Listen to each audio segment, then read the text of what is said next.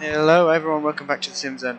Don't actually have much time left of this qualifying session, but let's walk you through it so far. Simo Mello on provisional pole on a 2-minute 3, pretty much flat, actually almost a 2-minute 3.1. Then Yaroslav in P2, K-Boat in P3, Fastmat in P4, they're all in the pits.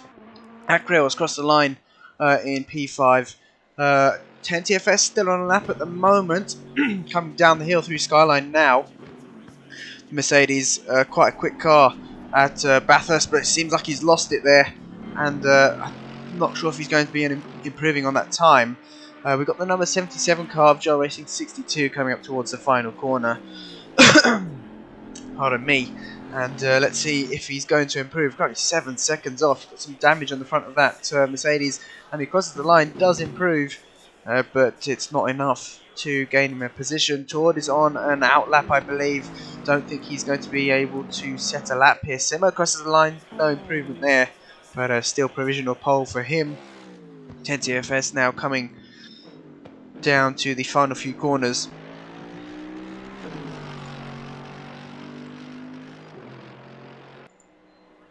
And now he's going to return the car to the pits. Danny Dan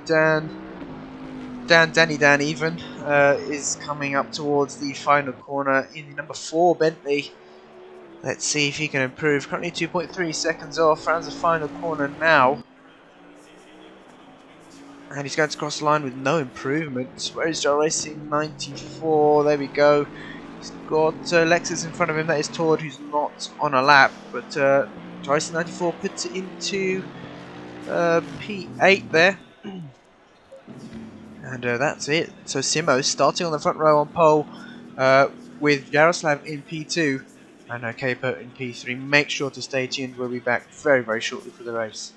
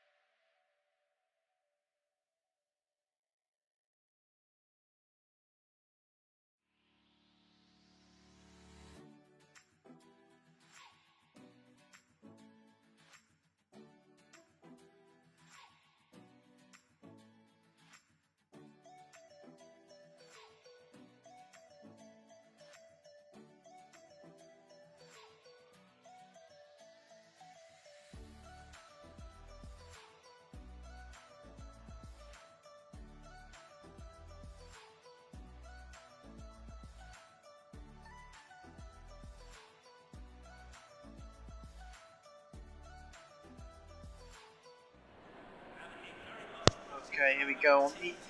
Getting ready to start the formation lap here in Division 3, and as we saw in qualifying, Simo taking pole position with Yaroslav lining up on the front row with him, K-Pote on the second row in P3 and Fastmat in P4. Some new drivers here as well, K-Pote, Fastmat, both very new, same as Dan, quite new here to the SimZone. W wasn't able to get in a lap, Enfo had to start from the pits for missing the driver briefing. 10 seconds. So he wasn't able to put in a lap either. I don't think Cord or Tord, bit of a rhyme there, but I don't think either of them were able to set a lap. Quite difficult here at Bathurst, especially if you just hit the wall slightly, it can invalidate your lap. But here we go, onto the formation lap. Only 11 degrees here at Bathurst. Now they are on the other side of the world, so it is pretty much their winter time this time of the year. Whereas we're enjoying summer, or it should be summer. But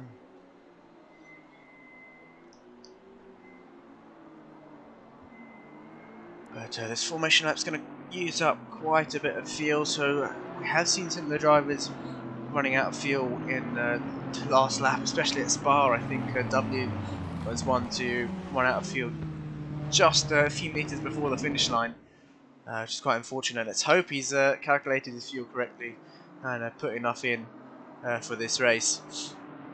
But half an hour race here at Bathurst.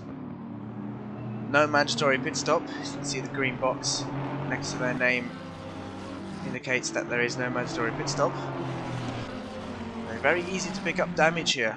The walls being so close, which you just see here from this camera angle. How much space they really have out on track, it's not much at all. But Ferrari on pole position here.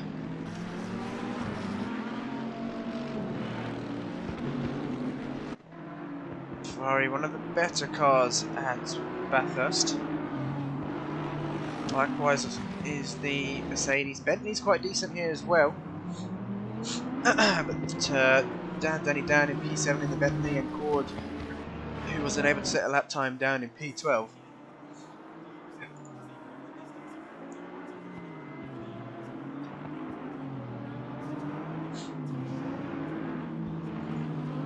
And remember, if you do want us to continue these races and for them to be streamed, make sure to join our Patreon. I believe I'm missing one person who has joined recently, and that is Michael Thomas.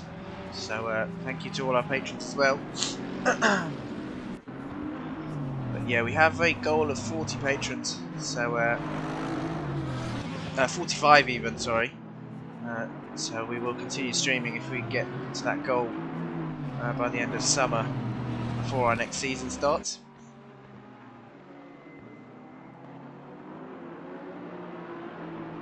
So if you haven't joined already, make sure to do so.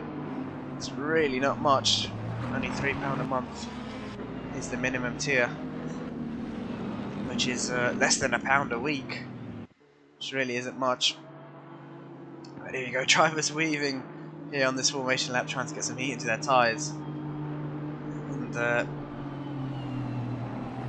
especially with the track being fast and the temperature being so low, they're going to need as much heat as they can before they get to the start-finish line. They're going to cool down quite quickly, especially on these long straights. You can see Sector 1 is pretty much just a long straight there. But Sector 2 is where it gets a bit twisty, and then Sector 3 once again long straights. So they're going to need as much heat into the tyres and brakes as they can get.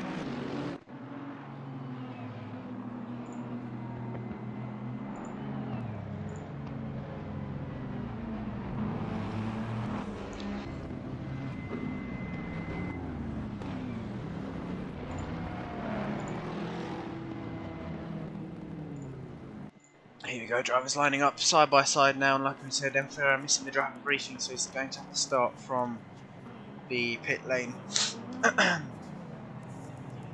But Simo, Mello and Yaroslav on the front row. Who's going to get the jump into turn 1? Can they keep their noses clean is the question as well. Not easy to do so in Bathurst. Let's see, we're about to go green here for round 5 of the PS GT3 Championship. As they cross this white line, we will go green. There we go, we are green already. Simo off to a good start already onto the racing line. Yaroslav down the inside there. I think he's just holding off Capotes from getting any moves done into turn 1. And there we go, we are through cleanly. Let's hope they can keep it like this as we come up towards turn 2. Not the easiest of corners. But Yaroslav already slightly ahead as we come down towards turn 2. I think Simo's going to have to tuck in behind now. Yes, he does. And Yaroslav taking the lead of the race on the opening lap. But Simo's still maintaining P2. That's Emperor out of the pits now in the back. But it looks like everyone has kept it clean so far. Very, very good to see. Let's hope they can hold their own through the mountain. And looks like that's the two Mercedes, 10 TFS and Jar Racing 94. Very, very close there. They've already dropped off the top 4 here on this opening lap. Now approaching Skyline. Very easy corner to make a mistake on. And I say that because I'm not sure if you've seen the clip of my Ferrari going airborne here. But oh, that's Simo with a mistake through Skyline. He's dropped another position to Capote. Has he got some damage? Yes, he does. On the front of that Ferrari, he must have hit the wall somewhere. And he's even dropped a position too fast, Matt. Sorry, so Simo down into P4, sorry.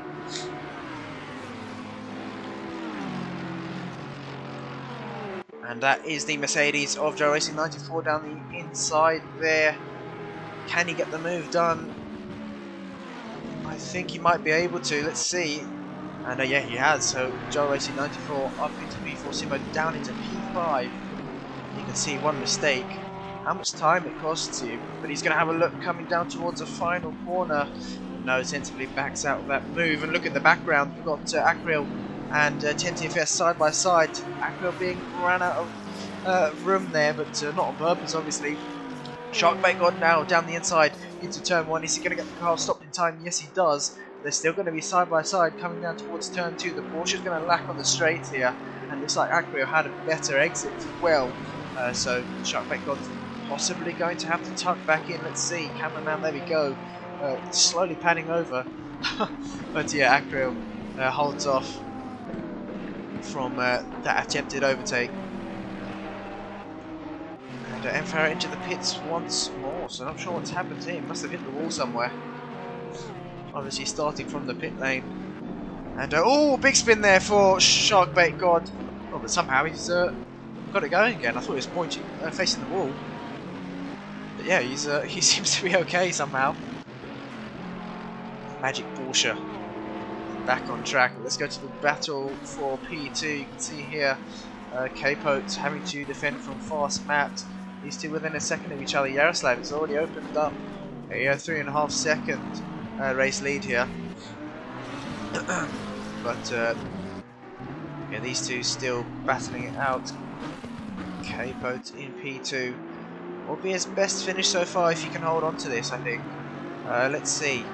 He is quite new, so his last finish was P9, so this will be his best finish so far. But down in P4, Simo looks to have opened up the gap to Jar Racing 94 behind him. It looks to be over a second. There we go, 1.5 seconds. And he is closing in. Fast Matt just up ahead in the McLaren.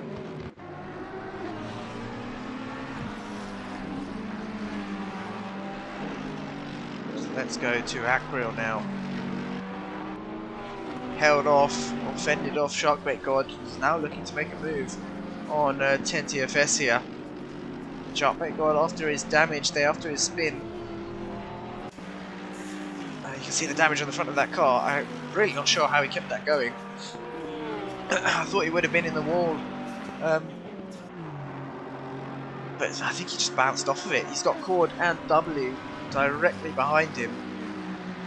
Emperor still in the pits there.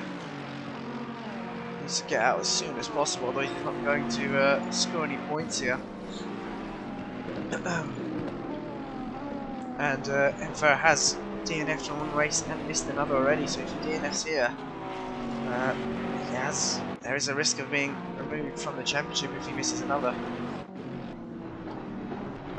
The Porsche of XmecOnline, a bit tail happy there as we come up towards the mountain.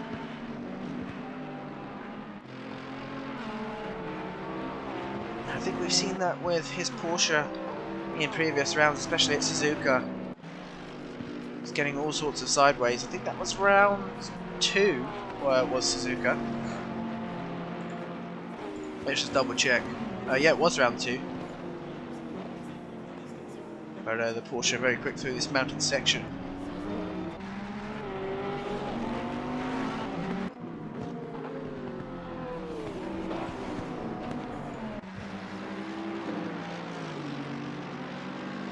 Hoshi's saying, did Todd switch car? Yes, he did. He switched car to the Lexus, and his points will be reset. But he's in the Lexus now, and currently running in P13. But XmecOnline holding his own here against the Bentley and Ferrari of Cord and W. He's now catching right back up to Acro there. A mistake from 10 TFS as we saw him cutting across the grass slightly, but nearly 3 wide into the final corner. But no, a very good move there down the inside from Cord. Very late move, but you can see there just bouncing over the inside curb, and he's got that move done on 10 TFS. Can 10 TFS go for an immediate reply? I think he thought about it there, and all very late on the brakes. Who was that? That was one of the Bentleys. Really not sure what happened there. A lot of damage there for the Mercedes of Joe Racing 62. Racing 94 still out on track. Who was that? I think that was Cord in the Bentley. Not sure what happened there. He just seemed to have forgotten to brake. But lucky enough for him, there is runoff on the exit of turn 1. Well, not even runoff. There is an escape road there if you do end up missing a braking point. And he hasn't picked up any damage, but he's dropped down to P10 behind Joe Racing 94. W now looking to gain a position on 10 TFS. So difficult to overtake in this mountain section. Don't think he'll be looking to get any moves done here. Best place to really do it. You've got the end of the Conrad straight, the braking zone there, the chase, and that is Capote, I believe, round there through Skyline. He had to wait for the other 2 cars to go past, and now he's back on track. But yeah, Skyline, I think one of the most difficult parts here at Bathurst. So easy to make a mistake, and there we go. We've got the sunrise here in Bathurst, and that's going to be a major factor. That sun is quite blinding if you come down through Skyline, so maybe it's caught Capote off guard there, but he's dropped down into P7, 8 now, or even further down. He's all the way down in P10. And yeah, that's not great for Capote. Danny Dan now looks to have picked up some damage as well. Some heavy damage on the rear of that Bentley, as we can see. Oh, no, not even the rear, the front as well. But no, he's still going. Joe Racing 62 now out of the pits after his repairs. Enfer back out on track as well. XmecOnline here. Looks like he's lost. No, he's still running well. XmecOnline still in P5 with Acro just up ahead. A fast map now on the back of that is Joe Racing 62. Back marker there. He's going to, I think, let fast map through now. And Simo may be caught out here. Coming into the mountain section, he's going to lose a lot of time to the back marker. Oh, has he made a mistake though? That's the wrong Joe Racing. There we go. And that's Simo and Acro side by side. That could end in disaster. But I think Acro's going to have to back out of that. Yes, he does. And Simo holds on to that position. But look how close XmecOnline is behind there. Can he get a move done? We've got yellow flags being waved. Not sure what that's for. There's no cars stopped on track.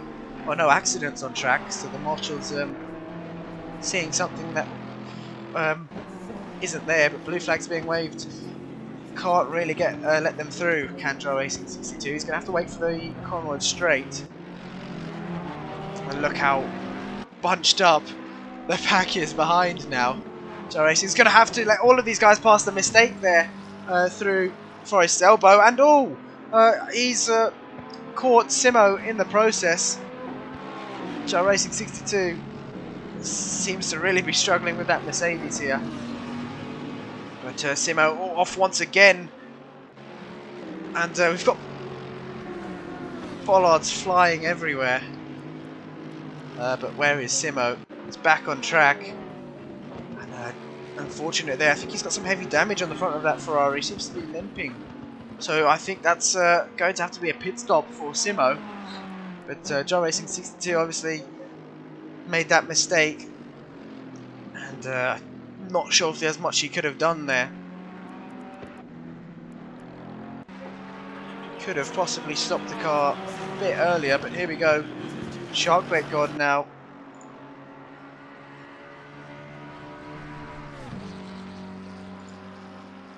Still on the back of W. He's got past 10 TFS. Simo into the pits. Yep, there we go.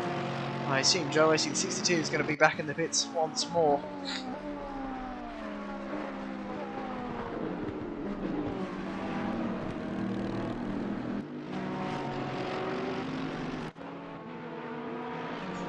Yeah, that mistake from Joe Racing 62 unfortunately caught up Simo, and a spin in the exact same place there for Sharkbait God. He's going to have to wait for all these cars to pass before he can get the car going again.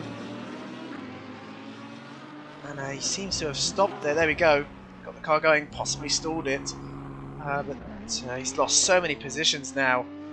And I think he's down in P9. I think that was about 4 or 5 cars that passed him. To wait and see. We've got a yellow flag once again through Skyline. That is...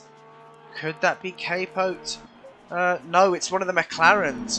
That's Emfera there, who stopped on track through Skyline. I think that may even be a retirement for Emfera. Not sure what's happened to him.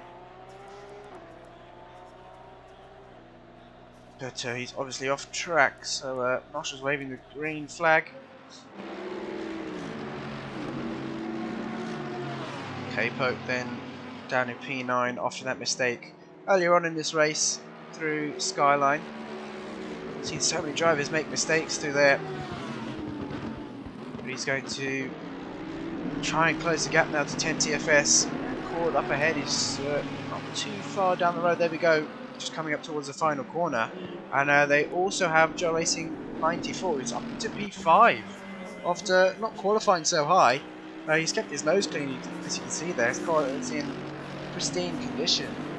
No damage whatsoever on that 273 AMG of his. And he's going to pick up some good points if he can finish in this position. But Emperor still stopped on track there. I'm not sure what's going on. Maybe maybe an equipment issue.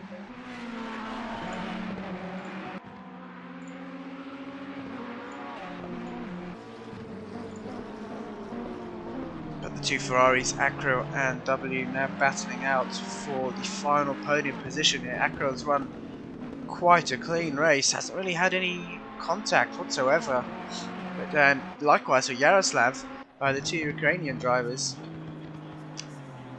P1 and P3, but Yaroslav leading the race, got the jump on Simo Mello into turn 2, I believe it was. And he's been able to drive away since, but Fast Matt in P2 having to fend off, he's in clean air at the moment, doesn't have anyone directly behind him. Acro though in P3 having to fend off W.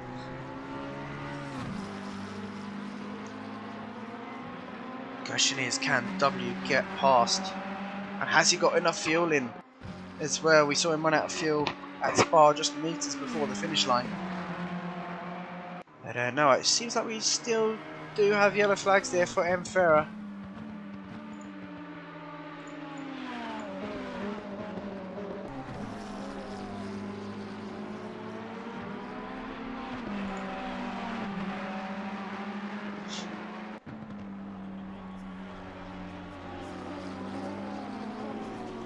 But yeah, he's definitely going to pick up a DNF for this race, I think. Already 5 laps down and counting. But we're halfway into the race now. W still not able to get this move done on Acura. The gap's still about 7/10 between the two. And these two seem to be the closest on track at the moment. They are closing into fast mat slightly. You can see the fast mat just up ahead coming into turn 2. The gap's now 4 seconds between Acura and fast mat. So has he made a mistake somewhere? Let's see if you can catch any damage on the car. No, it seems to be perfectly fine for that McLaren. 3.6 seconds now.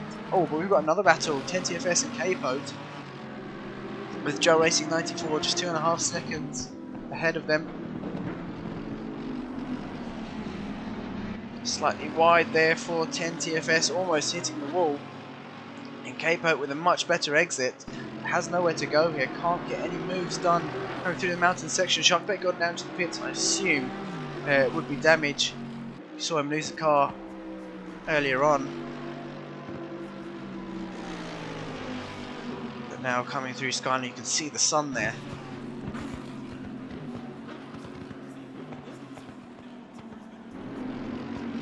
And I think we may have to go on board with oh, a big mistake there from 10TFS, and he's lost the position now to K-Pote. So K-Pote up into P6, 10TFS down into P7.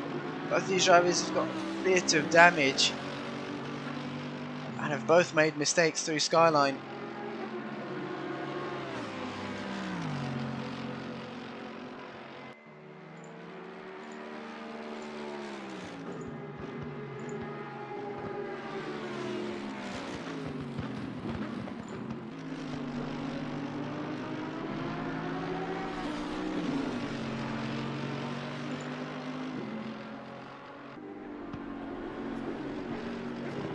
And looks like we've got, no, that's still Emfera stopped on track, or off track really, on the run-up through Skyline. Shouldn't really be stopped there.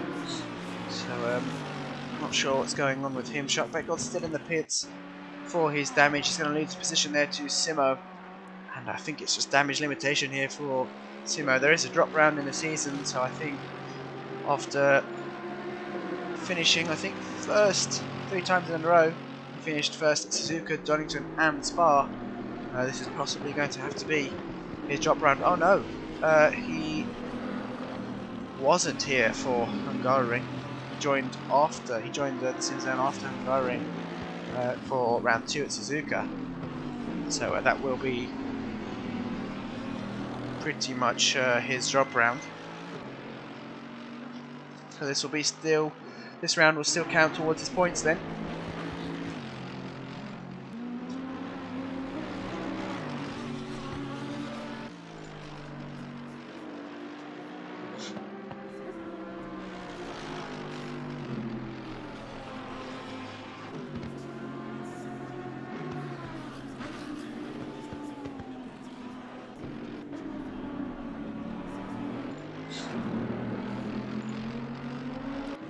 Sharkbait God still in the pits there. He needs to get out on track. He needs to finish 75% of the race in order to score points. Not looking good for him so far. Porsche of his, as we've seen in the entirety of the season. Acura, they're losing the car. And that's W saying thank you for that position. Up into P3 he goes. Acura down into P4 now. He's running a great race there. He could have been able to hold on to that final podium position, but a slight mistake from him. And he's now going to have to do all that hard work once again. There we go, retirement for Sharkbait God.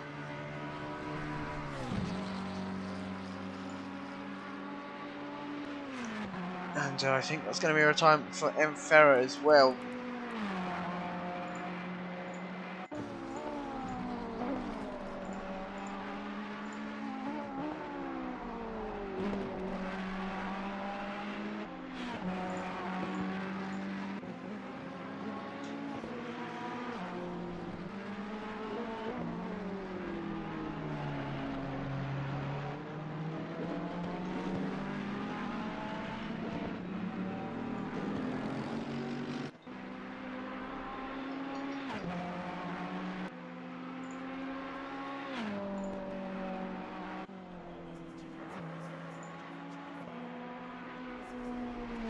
The grid a bit spaced out now. Let's go back to the race leader, Yaroslav.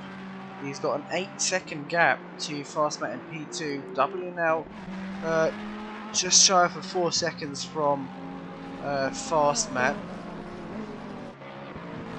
Flash of lights there from Fastmat. I believe they are approaching a back marker. I think that's Tord just up in front. Hasn't been given the blue flag yet, I don't think. No, not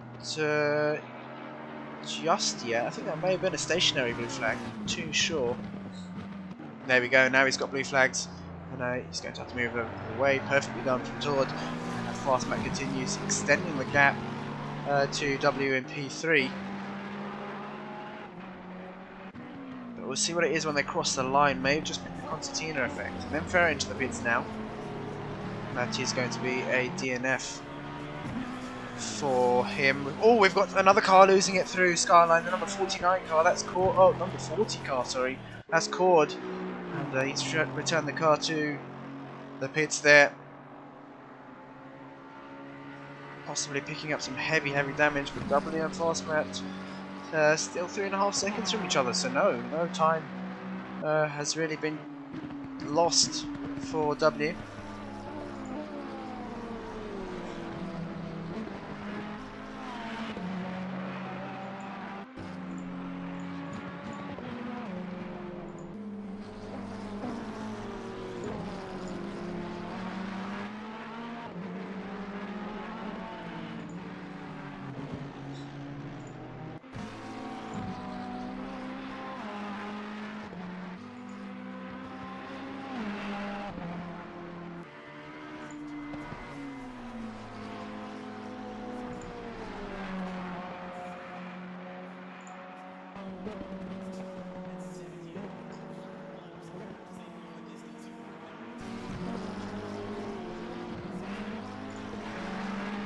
Cord's still in the pits. That's M. Ferrer retired, so it's not going to pick up any points for this race. And let's see on the standings. He's missed a few rounds, so it's not looking good for M. Ferrer. Obviously can't retire or miss another race, otherwise he will be removed from the championship. There are a few spaces in Division 3 now. I even have a few reserves on the list waiting, but if you are interested, make sure to sign up at thesimzone.com. And if you are enjoying what we're doing, make sure to become a patron. There are some benefits you can get, like reserving your car number and car for the next season before anyone else, and many more benefits listed on the Patreon website. There is a link in the description and in the comments for our Patreon, so be sure to check that out. W now closing the gap to Fastmat. Just 6 minutes left to go. The gap's now 2 seconds between these two. Is it enough time for W to catch up and then overtake Fastmat? It's going to be difficult, especially through this mountain section. 1.6 seconds now.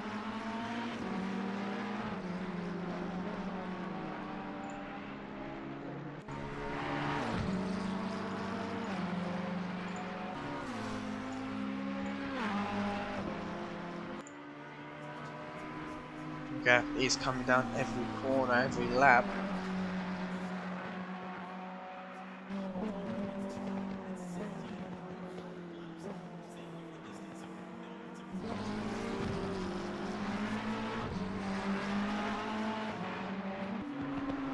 Fastmat seems to be losing some time in the mountain section. Oh, but a mistake from W. He's hit the wall there through Forrest's elbow. A bit too fast, I think. Maybe even locked up. It's so easy to do. If you lock up slightly, the rear end of the car just steps out and swings you around. And that seemed to have happened to W there. He's now 2.5 seconds back to Fastmat. Track is now optimum as well. But still very, very cold here at Bathurst. And we approach the final 5 minutes left. The final 5 minutes of this race. 10 TFS, just 3.5 seconds behind Joe Racing 94. So keep an eye on the delta between those two. W now closing that gap once again. Does he have enough time though? We're approaching the mountain section once again, and it's going to be tough for W if he wants to get this move done.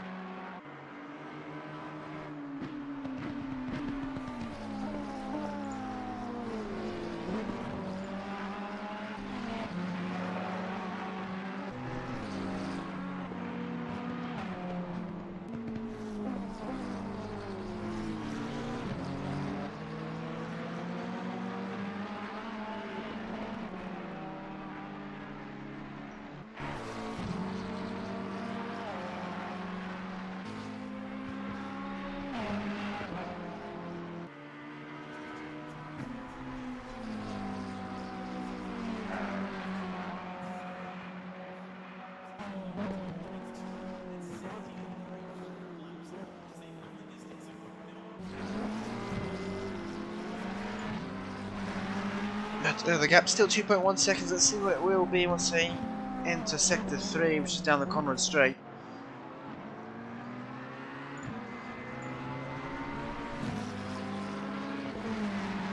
About halfway down, see on the map the lines on the perpendicular lines across the track mark each sector, and there we go. 1.6 seconds between these two. Time is running out though for W. K-Poach into the pits. Oh, he's got a lot of damage there. I'm not sure if he's lost the car once more. I think he has. Didn't seem to be close to anyone else. But we will have one more lap. We have this one and one more. So this isn't the last lap. Fast Matt now is going to have to defend. Possibly this lap a slight mistake for Fast Matt on the exit of turn 1.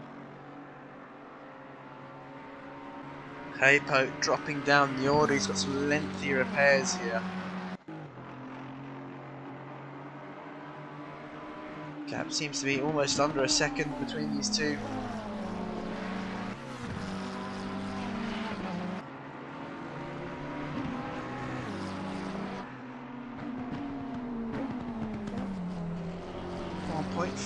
That seems to be staying the same a bit. Maybe Fastmat managing that time, managing the gap. But he doesn't want to push too much, especially with the worn tyres. It's going to be very difficult through this mountain section. But that McLaren seems to be stable enough, and W with another mistake. Oh, that could have been very costly there. But he kept it out the wall. And it's becoming even more unlikely that he's going to get this position.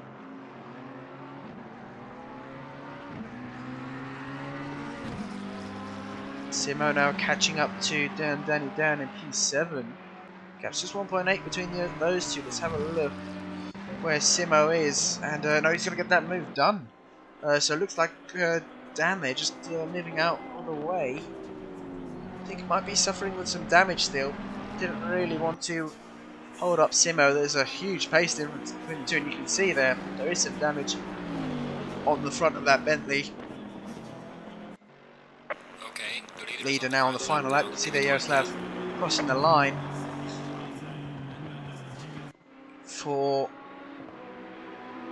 and he's exiting turn 1 for the last time here at Bathurst. Fast Matt now still hasn't really been able to pull away from W. That's another time, and that was forward after picking up a bit of damage.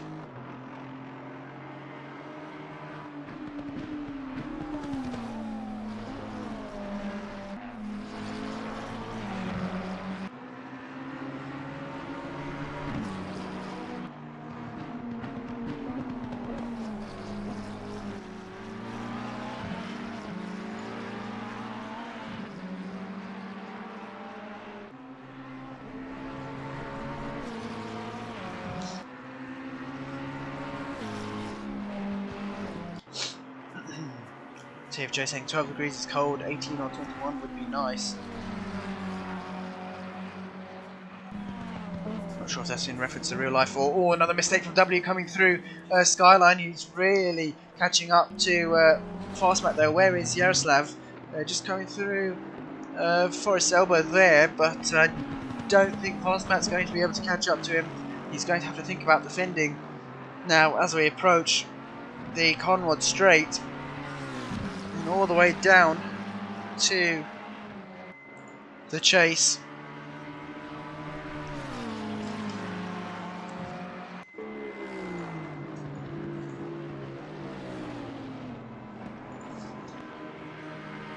And where is Yaroslav? He's going to come down towards the last corner. Fastmatt is just hanging on for his dear life here. And he's really going to have to go defensive up towards the final corner. But Yaroslav going to cross the line in P1. There we go.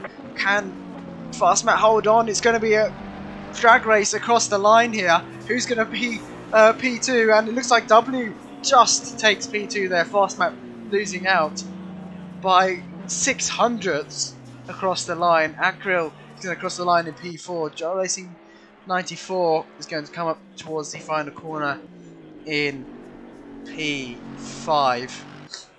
My god, that was extremely close. I'm sure Fastmatt is going to be a bit annoyed with that. But Jar Racing 94 is going to cross the line in P5. 10 TFS coming through the chase. Looks like he's made. Oh, he's got some heavy damage there. I think he might have had an off through the chase. But he's going to finish in P6 unless Simo... No, Simo's a bit too far back here to take that position. I think he may even be a lap down. But 10 TFS is going to limp across the line in P6. There we go. Simo in P7 still coming through the mountain. He's got... I believe that's Tord behind him, yes, and Jar Racing 62 just up ahead, who is a lap down as well. But Simo still some decent points after that incident.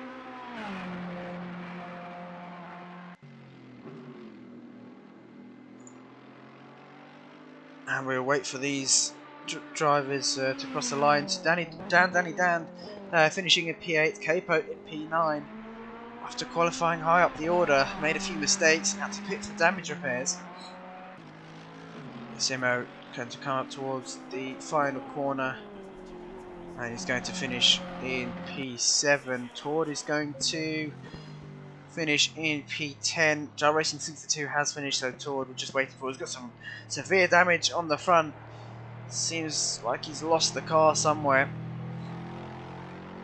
And very easy to do at Bathurst. Struggling to get the car, or keep the car straight even, but there we go, round to the final corner now, and is going to finish in P9. So there we have it, race winner Yaroslav P1, W P2 and Fastmatt in P3. That is your results for Division 3. Make sure to stay with us, we'll be back very shortly for Division 2's qualifying session.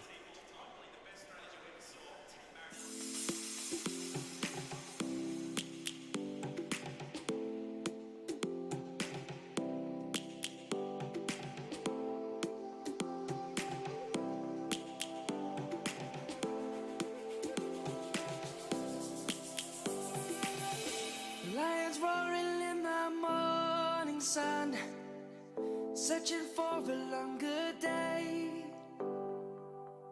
People feeling like the light has just come. We must never stop the way. Birds jumping and I hear my name, grasping into a life. Life is happy but it's so insane. We must merely make a start.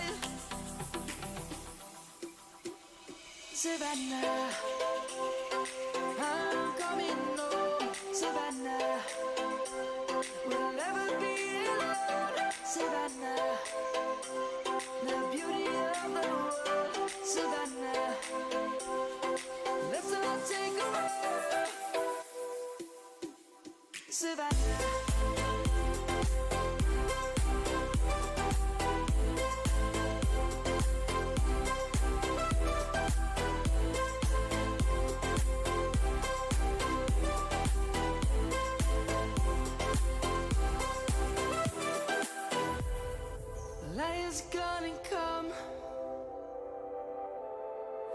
words have just begun.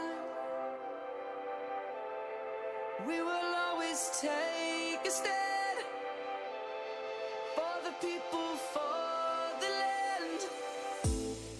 Let's go back to when we were young. For the animals we stand. Let's go back to when trees were swung. Kids across the land. Savannah, I'm coming home. Savannah, we'll never be alone. Savannah, the beauty of the world. Savannah, let's all take a walk. Savannah, I'm coming home. Savannah, we'll never be alone. Savannah, the beauty of the world. Savannah, let's all take a walk.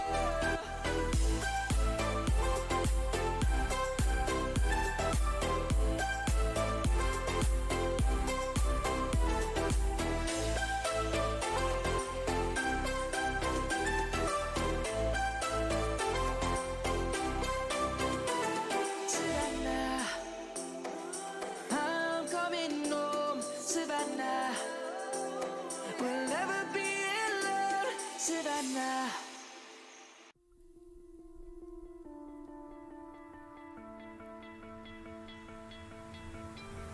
You stole my heart of gold after my silver soul.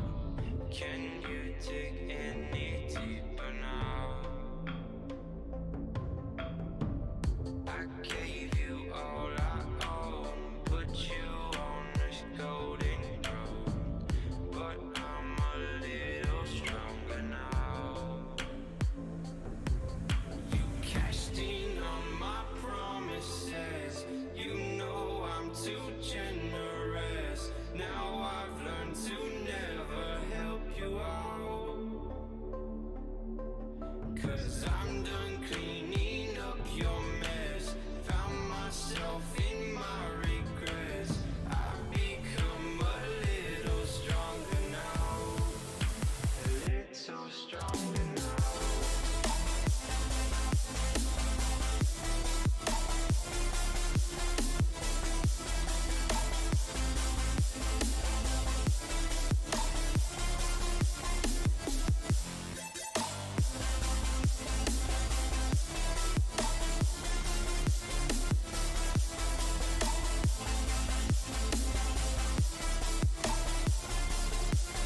You cashed in on my promises.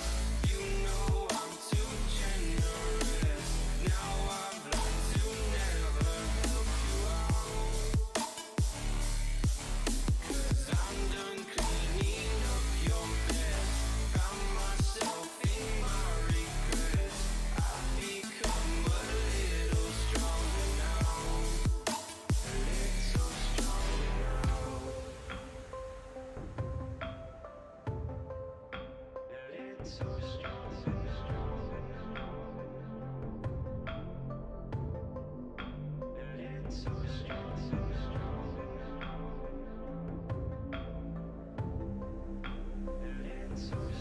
You cashed in on my promises. You know I'm too generous. Now I've learned to never help you out. 'Cause I'm done cleaning up your mess. Found myself in my regrets. I've become a little stronger now. A little stronger now.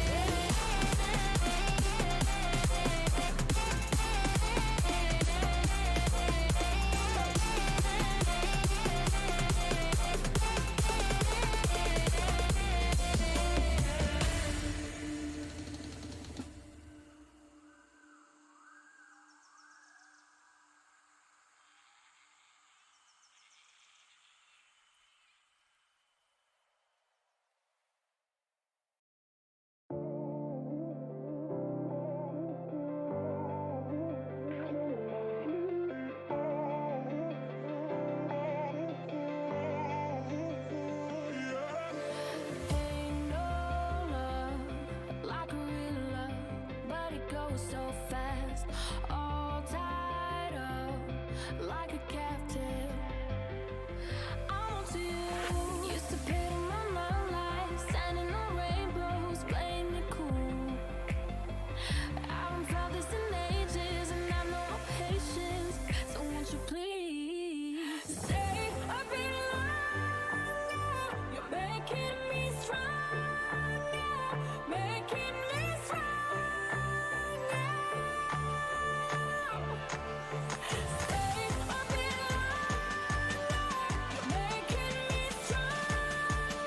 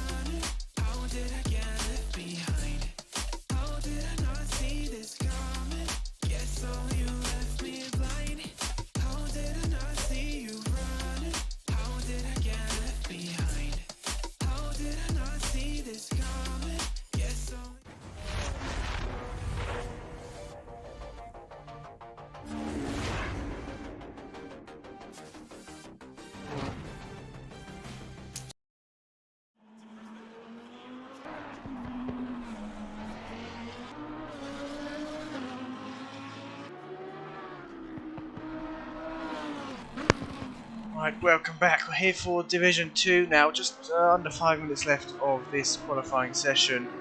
And currently, Joe Bananas on provisional pole on a 2:02.5 here.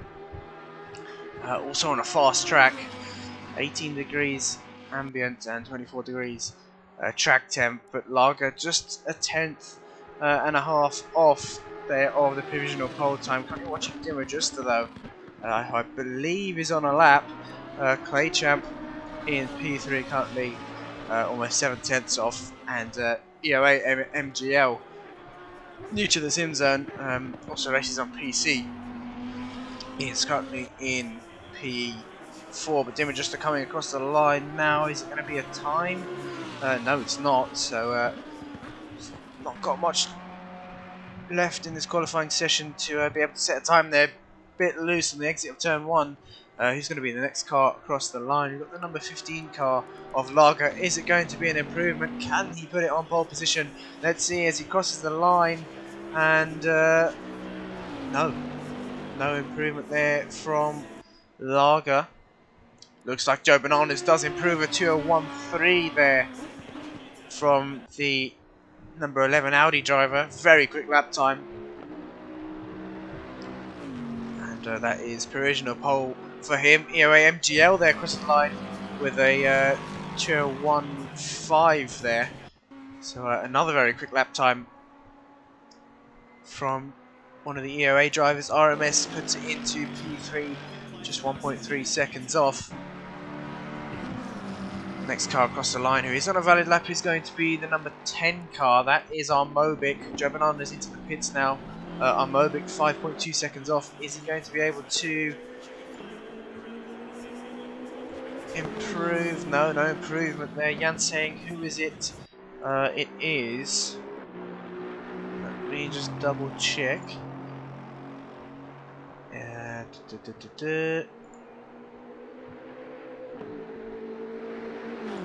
Oh, I can't quite remember actually. But here we go. I'll find out later. 1:81 is John Jig, who hasn't set a lap time yet. Hasn't had much practice either, but there we go. Puts it into P6. And good time there for not having much practice, but lots to be found here.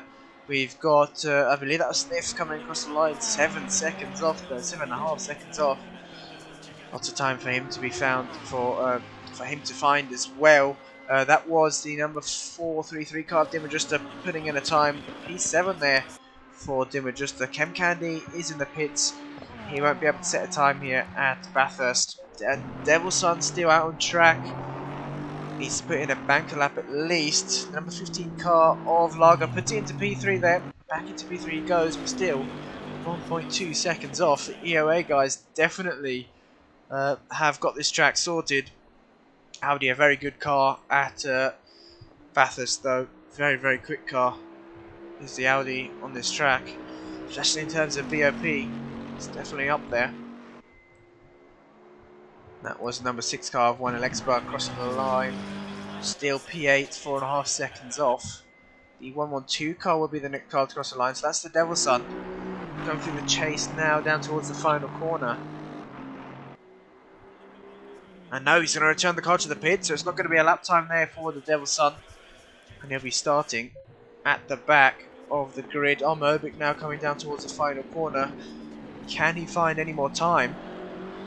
The only driver in the M6, I believe, across all divisions, and he's going to cross the line with no improvement there. So we'll have one more chance here to improve a lap time, but EOA MGL puts it onto provisional pole, 2:01.2.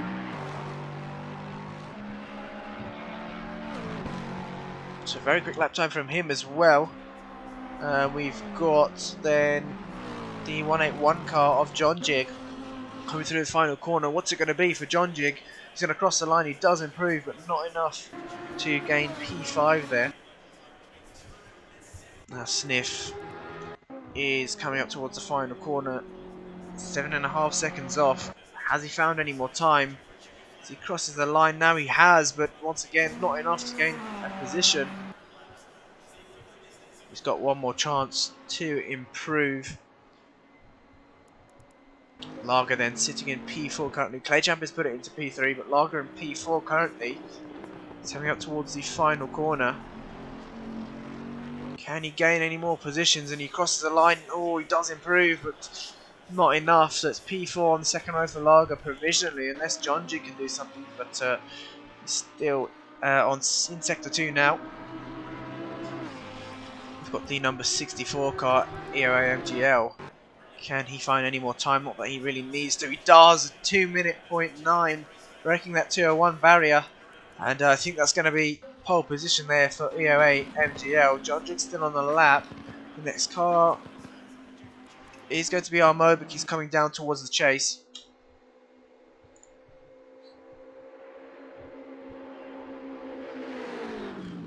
Got 20 people watching. Make sure to like and subscribe if you are new. And if you're... Oh, a big mistake there from Armobic. Too much curb on the inside. And I think he's going to return the car to the pits now. So Swiss rolls in the Lamborghini. Still on the lap. Let's see if he can improve. He only needs about 3/10 to gain P7 here. And knock Dim Adjuster down a position. What's it going to be for Swiss rolls? And he crosses the line. There we go. That's all he needed. And Swiss rolls into P7. Where is John Jig? He's coming across the final corner now, across the line. He does improve, but not enough. The last driver now, Sniff, is going to come down towards the final corner. He needs about 6/10 here. Can he find that, or has he found it already? Let's see. As he exits the final corner now, and he's going to come across the line, and no improvement there for Sniff. And there we have it. EOA MGL starting on pole position with Joe Bananas on the front row in P2, Claychamp in P3, and Lager in P4 on the second row. Make sure to stay tuned. We'll be back very shortly for the 45-minute race of Division 2.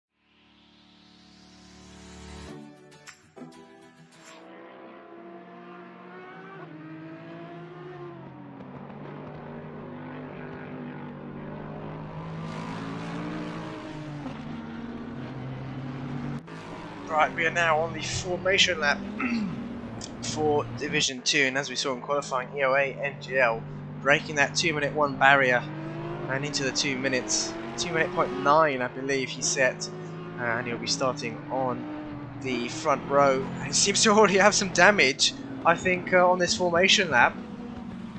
Unless that's a visual bug, I'm not too sure. But yeah, I haven't actually seen him hit the wall yet. But there is a bit of damage on that Lexus, so maybe a visual bug. But Joe Bernardes is starting on the front row in P2. Claychamp, as we can see in P3 there, on the second row with Lager in P4.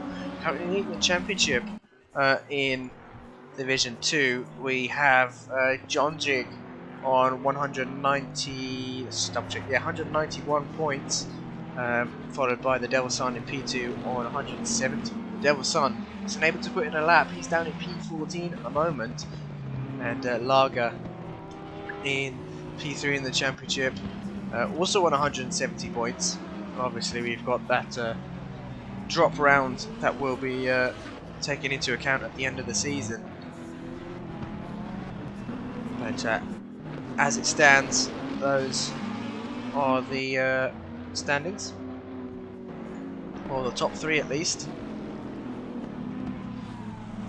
And still quite cold at Bathurst here, 12 degrees.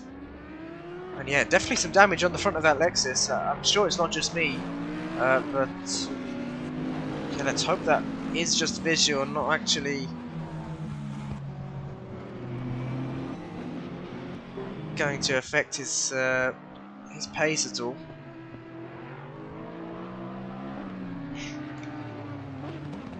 Got some interesting tyre warming tactics from some of the drivers on the grid. Best to just ride the brake. Don't lose much tyre wear. Yeah, it's not much tyre wear by doing so either, but you do really get some nice heat into the tyres by doing so. But weaving obviously looks so much better visually, at least on stream. But in terms of practicality, I don't know if it's doing much for those tyres. Obviously different to how you'd want the tyres in real life. I mean, you would really weave and brake at the same time, but yeah, it's different. And the drivers are now going to be lining up 2 by 2, getting ready for the race start here. Quite a nice mix of cars, and once again, all the Lamborghinis bunched up together on the grid in the mid-pack. John Jig P6, Swiss Rolls P7 and Dim with just a P8. They seem to be very even on pace, these 3 Lamborghini drivers. But here we go, who's going to get the jump into turn 1 out of both of the EOA drivers.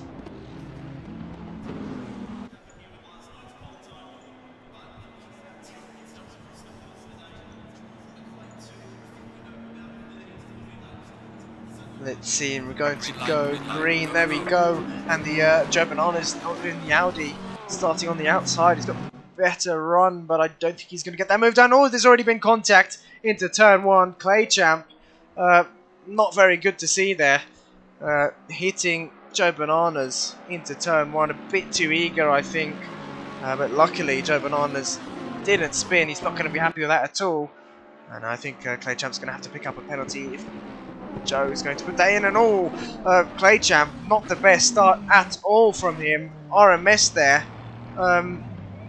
getting hit by Claychamp. He's going to pick up some heavy damage for that, but he's going to continue. And yeah, Claychamp being caught up in all sorts of drama at the start, and I think there's going to be some hefty penalties for him. Way too aggressive at the start. But here we go into P2. That is Joe Bernardes there just behind.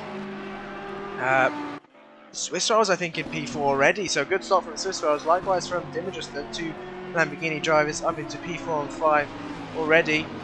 Lager in P6, he's dropped down the order here, but he's kept it clean, he's kept it safe, and that's the main aim of the opening lap. Doesn't matter if you lose too many positions.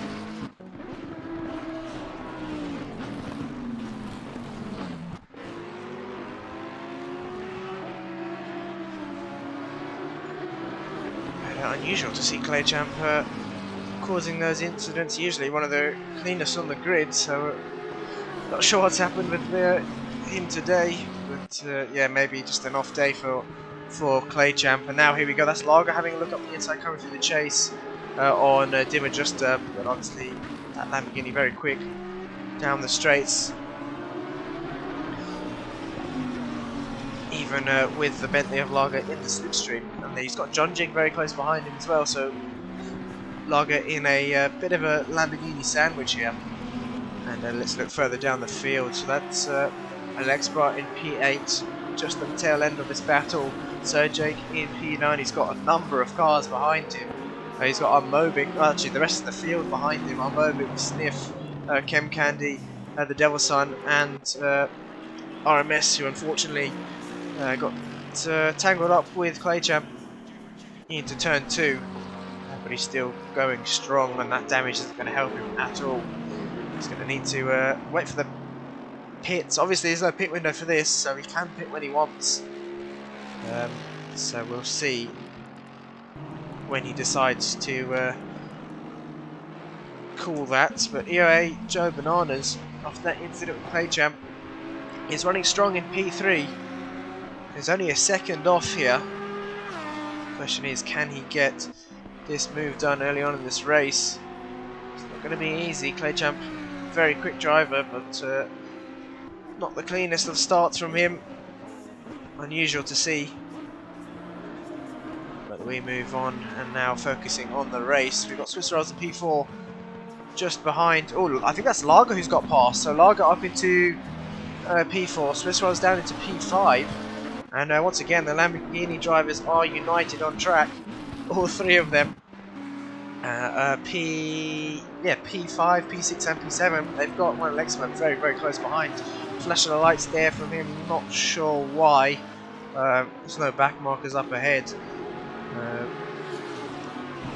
But it seemed to have only been one flash, so that's good. Coming down towards the chase now. Chase consists of these three corners really, this right hander, then this left, and then the other right after that. And oh, that is them just a wide there. He's going to have to be careful when he's running the track. He does, but he's going to lose 3 positions there. That's one Lexber now, just getting past him with just a slight mistake. It's cost him 3 whole positions. And he's down into P8. You can see in the background, Sergej still fending off Sniff in P10. Chem Candy dropping off ever so slightly from these two. And I'm sure he'll be catching up in no time. Armobic, they're having to hold off the Devil Son. Battle for P12. Armobic in the M6. The M6 one of the quickest cars on the straight. But he's definitely going to struggle in the mountain section. Devil Son's got the slipstream. Can he get this move done coming into turn 2? Armobic keeping the car in the middle of the track. Back over to the racing line now. And takes quite an early apex for turn 2 just to cover off that inside. He holds on for yet another corner, but up ahead we've still got Sergej in P9, Sniff in P10, who's dropped off slightly to Sergej, and these three, Sergej, Sniff and Chem Candy, spaced out ever so slightly. And as you can see in the background now, Armobic and the Devil Son really catching up to them. We go back to the battle for P2, Joe Bananas, now within 5/10 of ClayChamp. He's eager to get this move back after the slight incident into turn 1.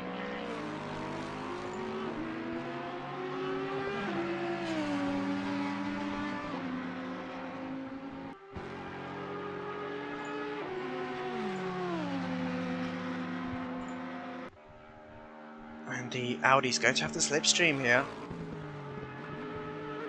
The question is, when can he get the move done? He's gaining under braking as well. He's going to be within a few tenths here. It's not 5/10 anymore. He's clearly got the pace advantage in the opening stages of this race compared to ClayChamp. But is he going to go for a move into turn 1? Is he going to repay that favour? He's too far back to do so. He's looking for it, but no, has to back out that move. And ClayChamp holds on to P2, but how long for? He's under some serious pressure now. EOA MGL pulling away from the rest of the field behind, and these two, P2 and P3, And they're going to be side by side now, coming down towards turn 2, being on the outside. I think Joe Bernardi is going to get that move done. Yes, he does. Claychamp just having to brake early there. Joe Bernardi has had the move done pretty much before we even approached the corner. Got a much better exit out of turn 1 and used that long straight to his advantage. And he's got that position back, but still can't rule out Claychamp. And he's going to set his sights now on the road ahead. 4 seconds to MGO in front. So lots of work to be done. But we do have a mandatory pit stop as well. In that mandatory pit stop, drivers will have to change tyres. And there is no pit window, so it's up to them. Still no one going for an early pit stop. It's interesting.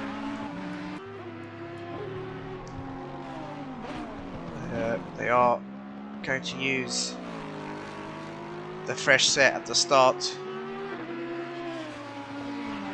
for as long as they can, or until they start to wear.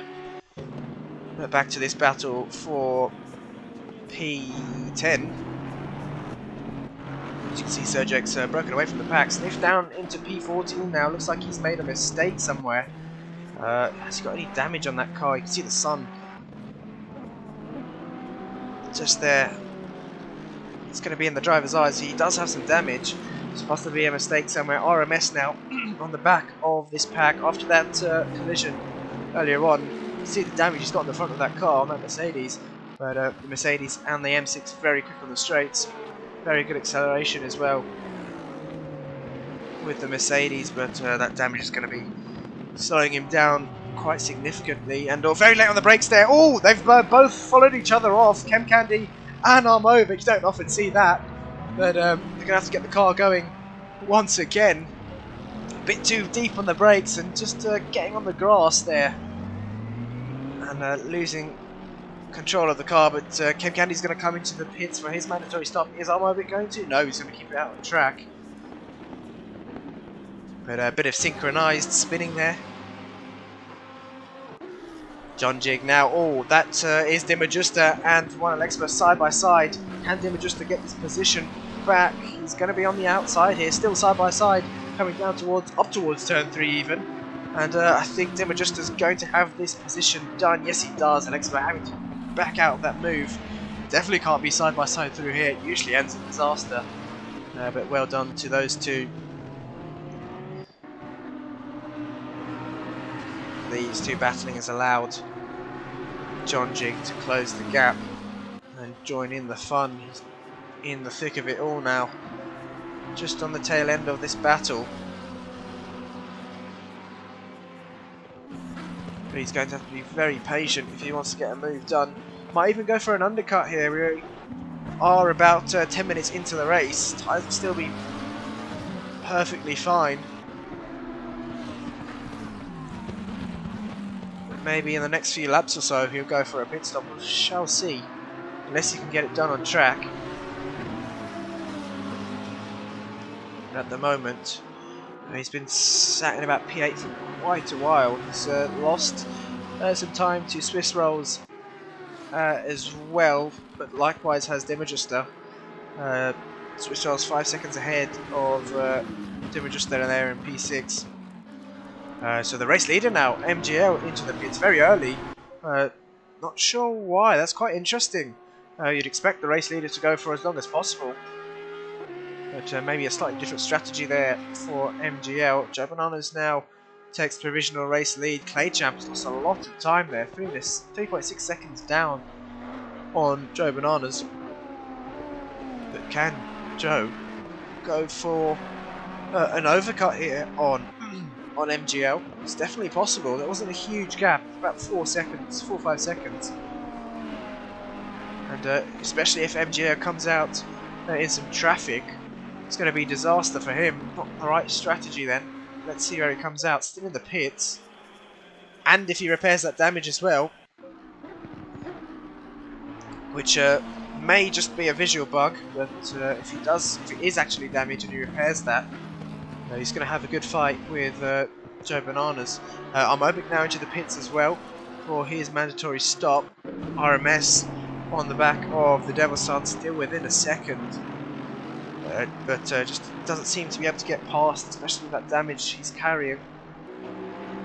Surprisingly, hasn't pitted. I would have expected him to pit quite early, but I guess he's making use of those tyres. There we go, MGL's going to be on the exit now, and he is in some clean air, so a good timed pit stop for MGL.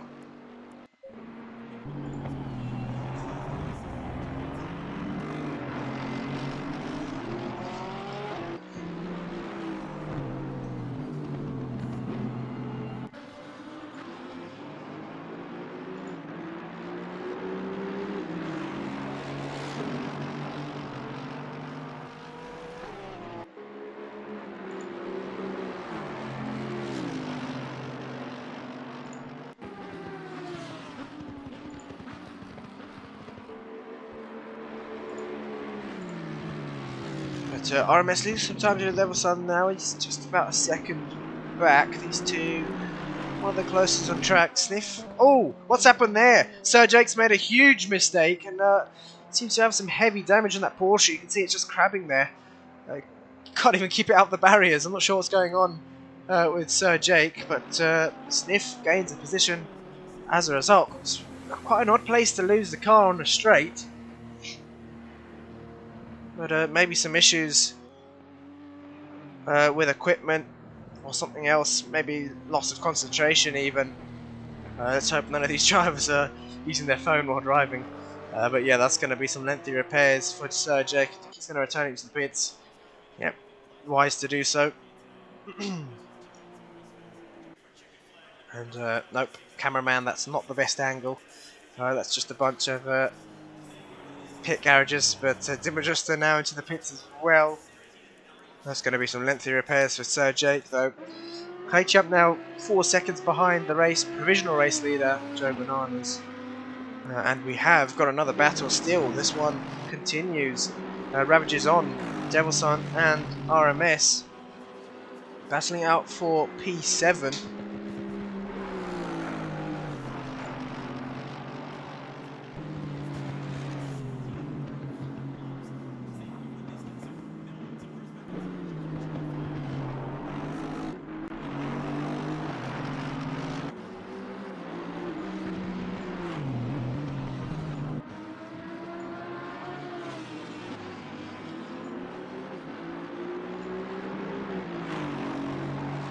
There we go, we've got the onboards on the right hand side of your screen. Top right hand corner is EOA, MGL, and bottom right hand corner is DeedeeTKU. They've both served their mandatory stops. But oh, looked like a bit of a mistake there from the Devil's Son. Not sure if that was latency or just a bit of oversteer. He's on the back of John Jig now, so the gap's not 3 seconds, it's less than a second between these two, and RMS catching up to the back as well, but I think John Jig may have made a mistake somewhere.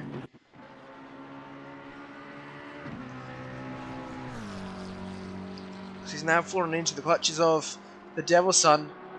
Can the Devil's Son use the slipstream to his advantage? I think there's the gap's a bit too big to consider a move into turn 2. Yeah, it's way too big there. So he won't be going for that move just yet. Sir Jake's in the pits. Let's hope he can get those repairs done and back out on track as soon as possible.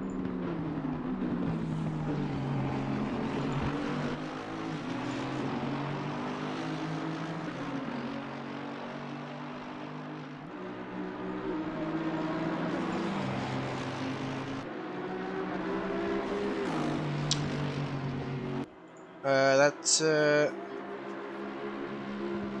Donatas there in the comments saying I think the 255 car of Sniff scraped the wall at some point.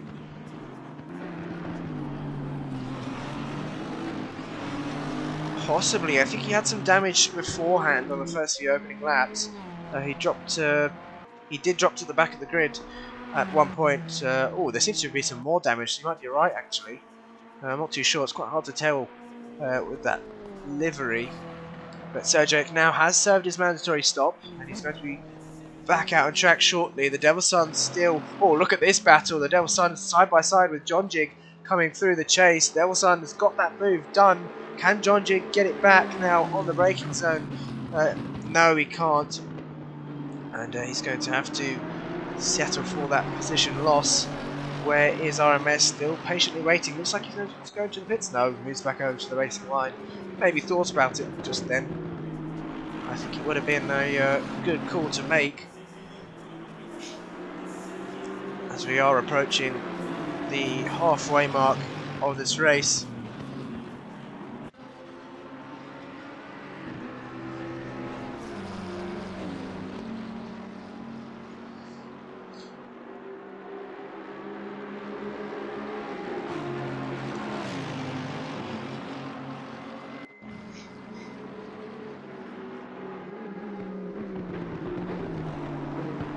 And RMS still out on track. He's surprisingly had quite good pace, even with that damage. Wouldn't really expect that. It looks to be severe damage on that Mercedes, but he's making it work, driving through the damage, and possibly, I'm not sure if he's saving time by doing so, to be honest. Unless he's going to pit and not repair that damage, then he may be saving time. But oh, a mistake there from John Jig, very sideways, and all that's collected RMS. I don't think he had anywhere to go, but they're going to need to be careful. Actually, they've not got any cars near them, so RMS now is going to get it going. John Jig's going to have to get it spun around as well. Looks like RMS really struggling with the car there. He's got some heavy damage after... Oh, look at that! John Jig using the wall to get his car turned around. Not ideal, but... yeah, both these drivers picking up some damage. That's the problem with Bathurst. Happens in real life too. The car in front of you loses it, you know, directly behind them. Not much you can do at all. And that's just part and parcel of racing. But oof, that's John Jig having to go over the runoff there through Skyline. Both of these drivers are going to be in the pits for some repairs here.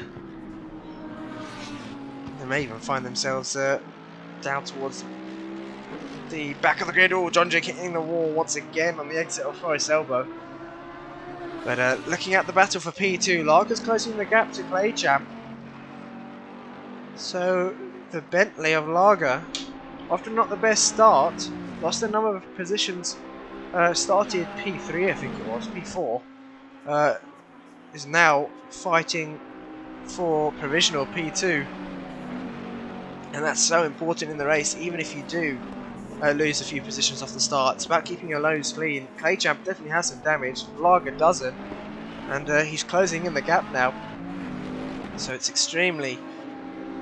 just vital to keep your nose clean in the opening few laps. It pays off in the long run. And for some reason we've got blue flags. I think that's for the cars ahead. We've got the number 433 car, DeedeeTKU, and that is Joe Bananas. DeedeeTKU's going to have to move out the way here. And yeah, he does so very well there. But DeedeeTKU carrying some damage on the front of that Lamborghini. I think he may have picked that up after the pits. I haven't seen him with that damage before the pit stops. He's going to go back into the pits now to repair that damage. He definitely picked it up after the pit stops. Unfortunate for DeedeeTKU, but the nature of Bathurst, so easy to make a mistake and pick up some heavy damage here.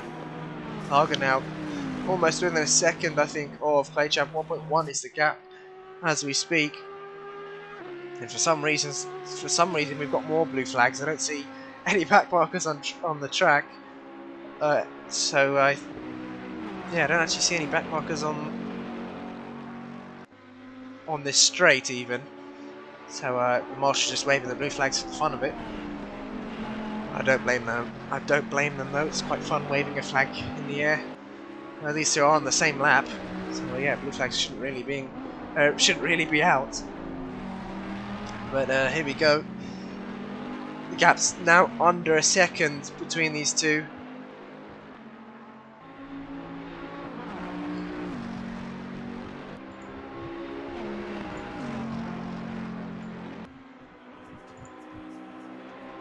John Wells in the comments saying, showing his support for Lager, telling him to pile on that pressure. Definitely he needs to.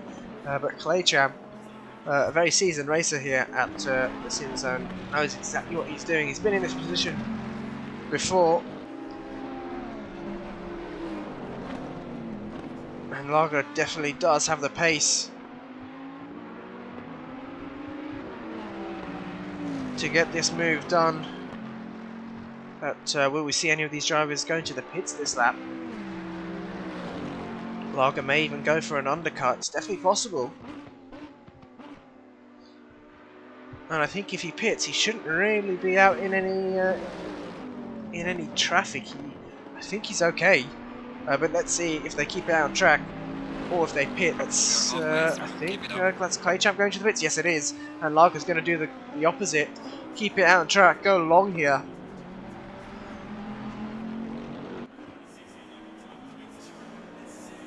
So Lager into provisional P2. We'll see if it's paid off, staying out long.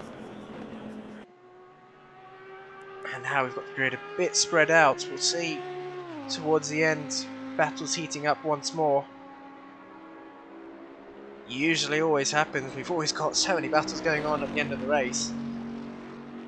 But the middle where you have these pit stops usually brings out some gaps here and there. Looking further down, where's Sir Jake? He has repaired that damage and he is out on track, but currently in P14. Still some decent points due to some no-shows. And that is our Mobic behind him. Our Mobic now running in P8 also has served his mandatory stop, so he's going to need to get past Sir Jake here. For some reason there's no blue flags between these two. And it's not showing on the track map that Sir Jake is a back marker, but definitely is. That's Alexbar into the pits. Claycham served his mandatory stop. Where does he come out? Into some clean air. He does have Sniff coming into turn 2 now, but I think that's about possibly a 9-10 second gap, maybe less, between the two, so he should be okay for a few laps here.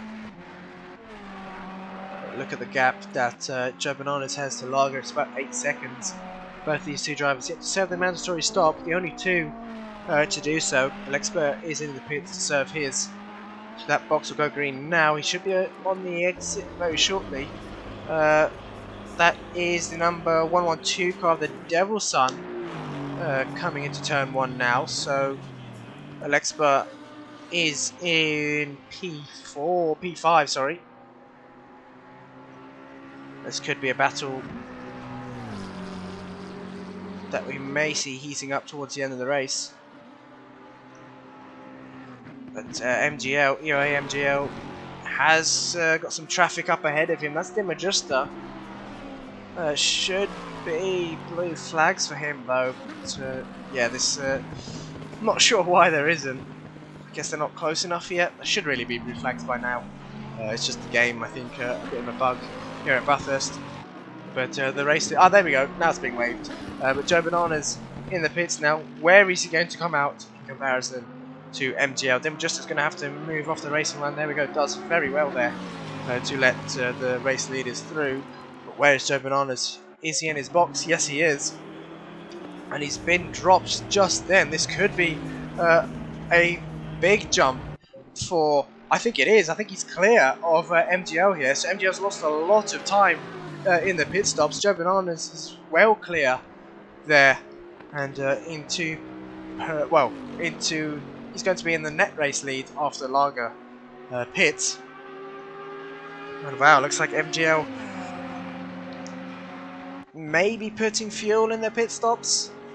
Might have gone with the wrong strategy. I think he did. And he's got 19 seconds to Claycham. So he's definitely done something wrong with his strategy there. And he's now down in P4. But the real question is, Lager, where will he pit? He's currently coming down towards the chase. He's got a few more corners to go. But will he return it into the pits, and will he be able to jump PlayChamp? I think he's going to continue here. There we go. Gap between the Devil's Son and Alexpo is down to 2.8 seconds. Much less than it was before.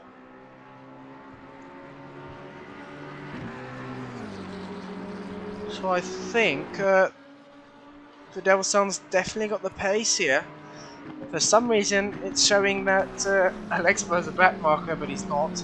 It may even be that he's invalidated his lap, and it's not qualifying, so it shouldn't really show him as a blue marker there on the track. And we've lost one of the cars in this DeedeeTKU into the wall. Cameraman, there we go. And yes, I think he was going pretty slow there, coming through Skyline.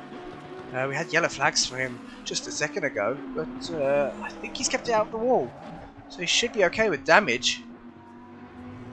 Oh no, he's lost the car again. I spoke way too soon there. But John Jig's going to have to be careful. He's got past him cleanly. And a DeedeeTKU. Can't even see his car there. He's going to have to wait to rejoin. There we go. Does perfectly once again. And he's lost the position. Even more damage. There we go. There's the damage on the front of that Lamborghini. And that is... that was Swiss Rolls who got past.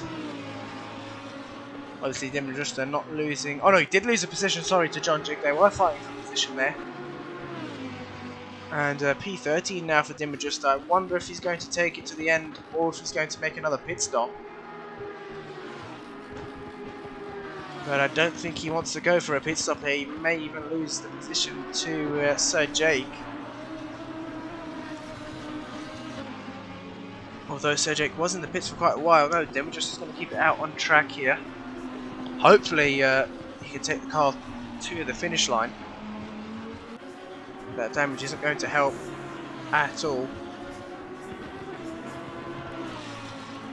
Gap between Joe Bananas and PlayChamp, about 5 seconds here.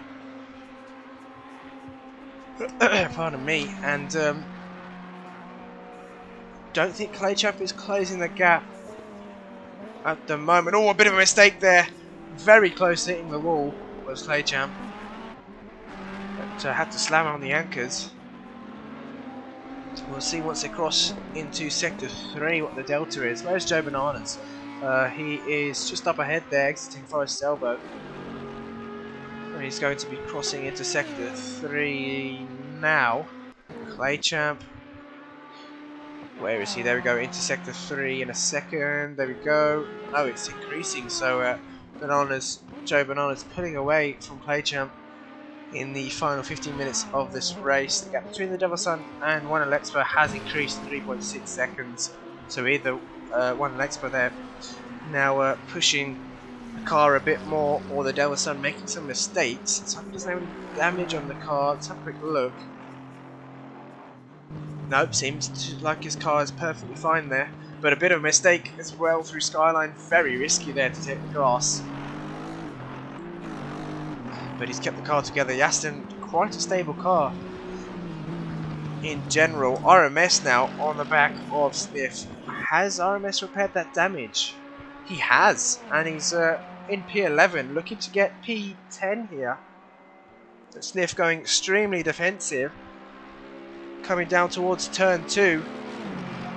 The Mercedes much better. Seems to be much better on a straight line here. He's going to have the outside. He's going to be slightly ahead as well. All he needs to do is be later on the brakes, and he's got the move done into turn 2 there. Around the outside. Very well done from RMS. See, they're just slightly later on the brakes. Sniff had to tuck in behind. And RMS now to P10. He's 18 seconds back though. Pardon me. 18 seconds back to Chem Candy in P9. Chem Candy's only 2 seconds back to our Mobic, so a battle we could see heating up as well. That's just Joe Bananas just up ahead. Lager now into the pit. He's going to stop in his box. He hasn't stopped in his box. Oh, don't tell me it's all the way at the end of the pit lane. I think it may be.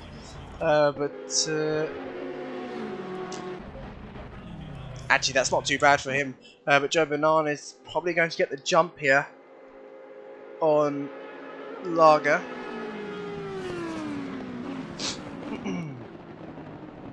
But ClayChamp, oh, the same mistake there from our Mobic. We've seen that happen before.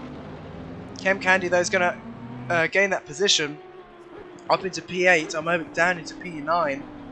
And where is Lager? Hasn't got going just yet. So yeah, Jobanon is going to take that position. Lager's now been dropped from the jacks. And there we go. Into shot. Here's Lager. That's ClayChamp just behind, so not a huge gap. But Lager, with the overcut, has gained that position on ClayChamp. So well thought strategy there from Lager going along. And now everyone's served their mandatory stop. It's we did say 6 seconds there, that's not correct. It's not 55 seconds either. We'll wait for that delta to update. There we go, 1.7 between the two. Still very, very close. So one mistake from Lager can lead to a position loss here. Where is EOA MGL? He is P4 here coming through turn 3. Just entered sector 2 now.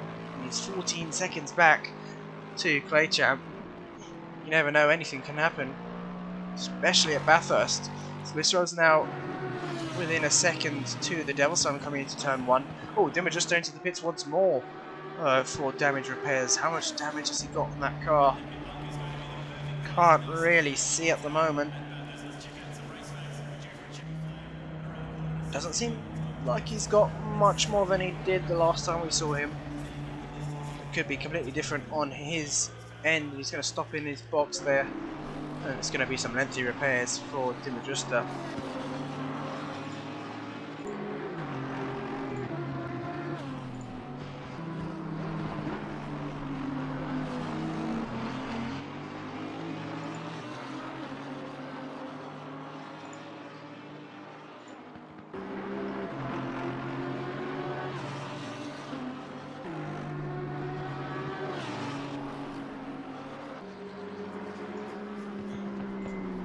Oh, a huge mistake there for Swiss Trials. Oh my god, so many 360s. That was a huge crash there. And that's a lot of damage. He's going to have to return the car to the pits. No way he was going to get that back just by driving it there. But a huge crash there. I think he just picked up too much curb. And it really unsettled that Lamborghini of his and into the wall. I don't think I've seen a crash like that before, to be honest. That was quite a big one.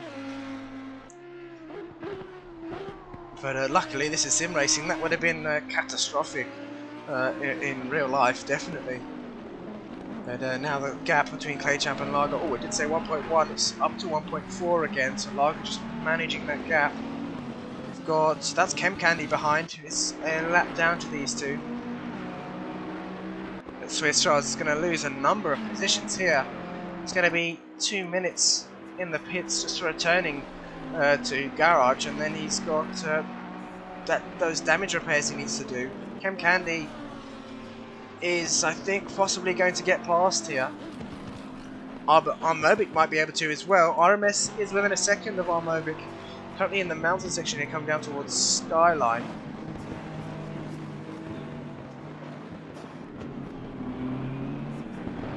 RMS, they're struggling to get the car turned in, I think. That is EOA MGL. Just trying to work his way past some traffic.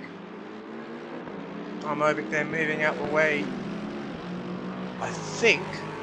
No, they're side by side coming down the Conrad Straight here. This is going to be interesting because they've got a Leeds car behind them, but still side by side. I think RMS is going to get that move done. Yes, he does. And there we go. Into P8 he goes. I'm over down into P9. Yellow flag somewhere. No, I'm not sure why. Just waving flags for the fun of it. Really weird. We're coming up towards the final corner. They're going to have to let, I think Mobic's going to have to let him through here. Yep, he does. So EOA, MGL not losing any time to back markers at all. And Dimmajusta is still in the pits, Stroll's still in the pits. They're going to be in there possibly for a bit longer. any of them going to go back out on track? I'm not too sure. Dimmer just already 2 laps down, 3 laps down even, and now the gap, as we see, between Lager and Claychamp has increased to 2.1 seconds. Lager now pulling away, but still can't rule out Claychamp here. 2 seconds isn't a lot of time.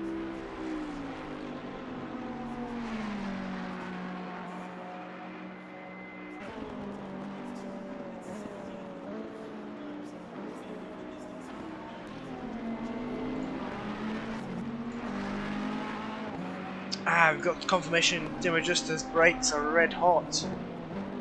So either that's his brake ducts that he's got closed, or he's been running on the wrong brake pads.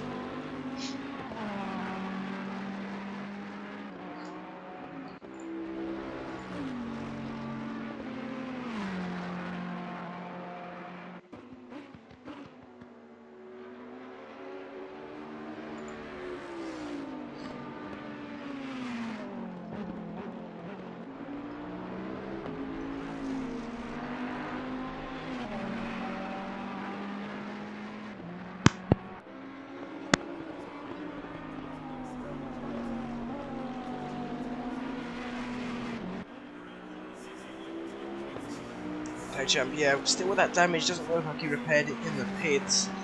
Dimmer just still in the pits. I'm not sure if he's going to get back out. Needs to. Really.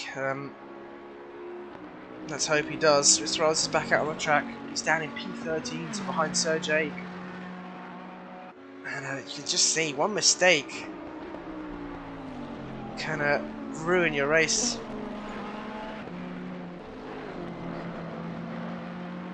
We've got Donatas saying, would be surprised to see number 72, Claychamp, making a mistake while trying to catch Lager in P2. Definitely possible, but Claychamp hasn't really made any mistakes after his pit stop. Neither has Lager though. These two very fast and consistent drivers. Lager is pulling away and extending that gap. Now 2.7 seconds, but he's 7 seconds behind Joe Bananas up ahead. Still, if Joe makes a mistake, easily possible that Lager could gain a position there. Lazy Cat was saying Bathurst pits might be the busiest in the world. Definitely, I think so. You're going to see drivers coming in and out of the pits all the time here.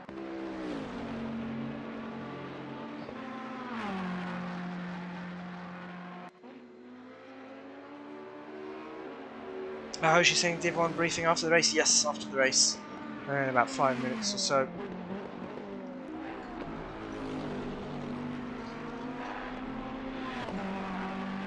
But yeah, Claychamp, he's going to try to keep pushing here. But if it remains as it is, with Lager not putting a foot wrong, Lager's going to take that P2. Dimmer just 5 laps down already. He needs to come out of the pits if he wants to gain points here. You have to complete 75% of the race if you want to gain any points. Otherwise it's going to be a DNF. And I assume that would be his drop round. I don't think he's missed a round this season. Let's quickly check. Oh, he hasn't missed a round this season. So yeah, if this... Oh, he's back on track now. Brilliant. Perfect timing. So there we go. He should be okay for completing this race, gaining points. Oh, bit of a hit with the wall there for Claychamp. Slight brush. I don't think it's going to hinder him too much. But RMS there, 3 seconds back to Chem Candy in front. Could we see this battle heating up? Oh, it's now 2.3 seconds. We definitely could. And there's only 4 minutes left of the race here.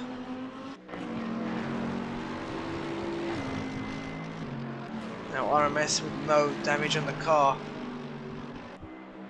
What can he do? Oh, he's just, as I say that, as soon as I say that, they have to hit the wall slightly.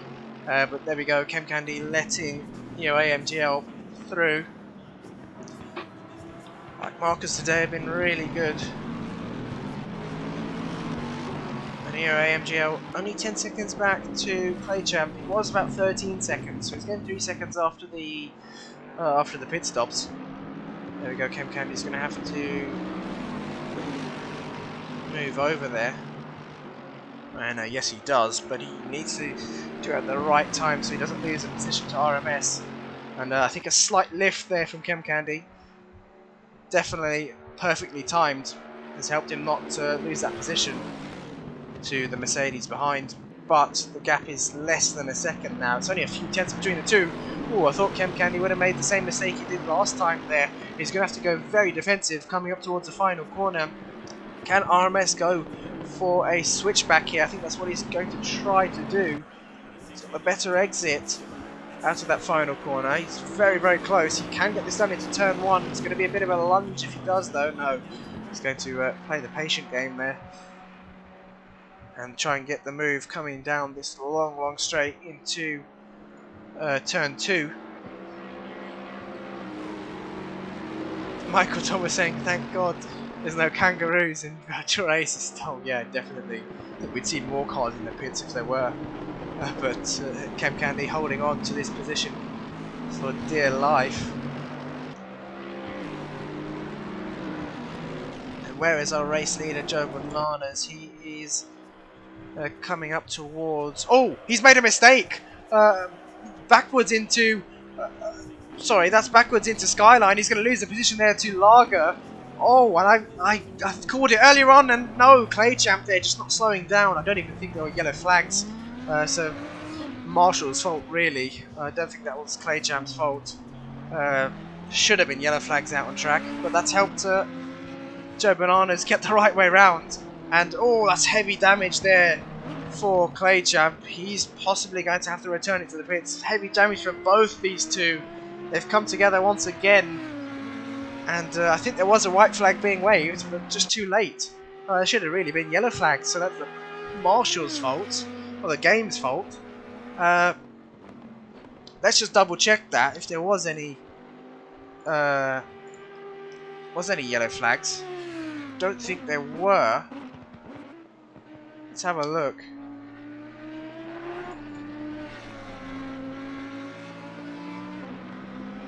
Leaders on final lap now. No, there were no yellow flags whatsoever, which is odd, because there definitely should have been. No, there were yellow flags, but for a brief moment, for a second, and then it went green again, so I'm really not sure what the Marshals are doing here, or what the game is doing. It's a bit odd at Bathurst, but looks like Joe Bananas is going to continue, and he's at a huge threat here of losing his position to EOA MGL.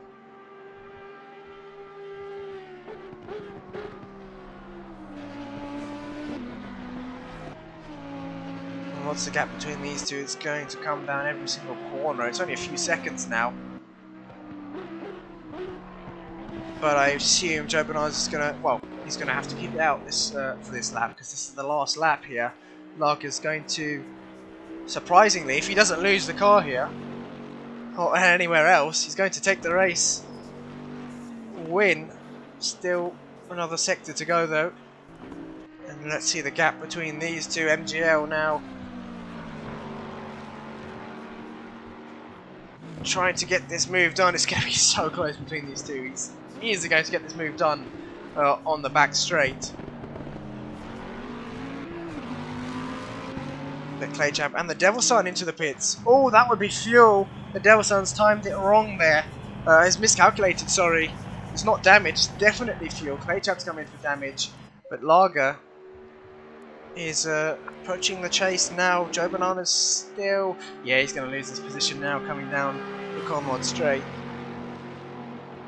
And it's going to be P3, I think, for Joe Bananas. One expert too far behind to capitalise on that. But Lager coming through the final corner now. He's going to take the race win here for Division 2. Flashing the lights there from him. He's going to be happy with that. Good points for Lager. And EOA MGL's going to cross the line. Oh, final corner for him actually. He's going to cross the line now in P2. Joe Bananas is going to cross the line in P3. And one Alexpo, where is he? Still in the mountain section.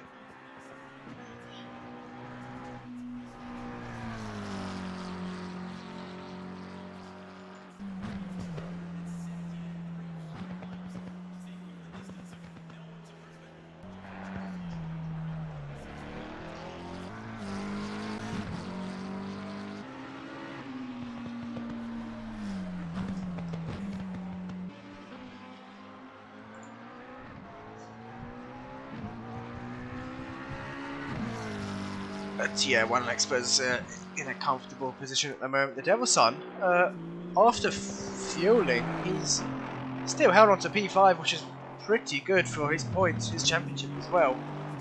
And I'm sure he's going to be happy with that. Has he made a mistake there? Okay, no, I thought he made a mistake there. But one Alexpo now, as we can see, is coming up towards the final corner. And he's going to cross the line in P4. There we go. Good finish from one Alexpo. The Devil's Son coming down the Conrad Straight.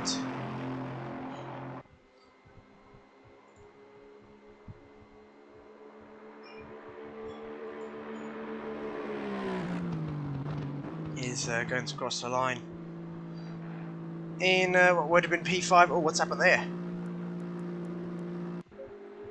Don't tell me the Devil's Son's disconnected. It looks like he's lost his connection. Oh no, that's not good at all for the Devil's Son. That's the worst timing possible. But it definitely wasn't the server, which is good. But really unfortunate there for the Devil's Son. And Claychamp will wait for him to cross the line. He's still got a bit to go here.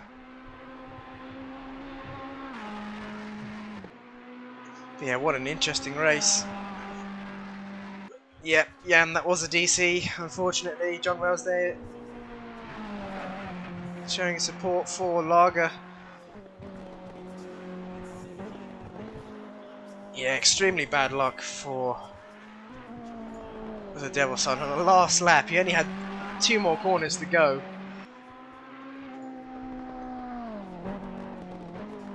And fortunately got disconnected, but here we go. That is the race over. Claychamp not able to cross the line in time, but he was still finishing P11 there. And there are the race results. Lager finishing in P1, EOA, MGO in P2, and Joe Bananas in P3. Make sure to stay tuned. We'll be back very shortly for the final race of the evening, Division 1.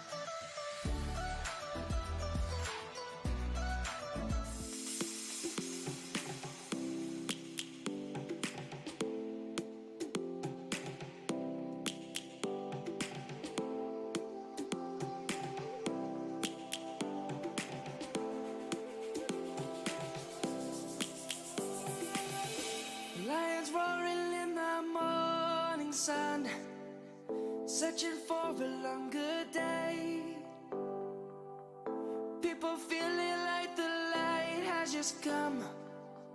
We must never stop the way. Birds chirping and I hear my name, grasping into life. Life is happy but it's so insane. We must merely make a start. Savannah, I'm coming home. Savannah, we'll never be alone. Savannah, the beauty of the world. Savannah, let's all take a walk. Savannah.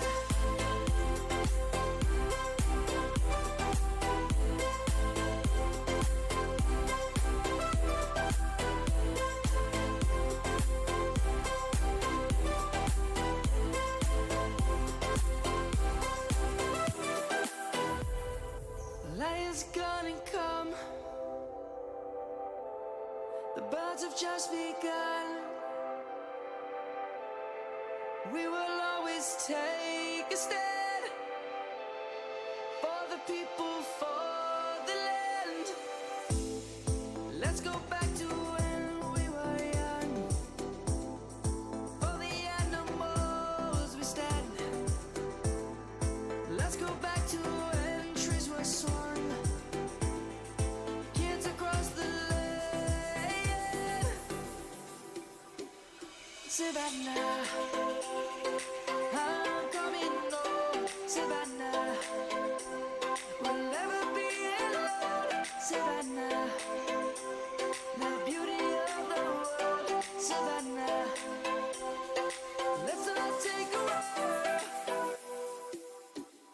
Savannah, I'm coming home. Savannah, we'll never be alone. Savannah, the beauty of the world. Savannah, let's all take a walk.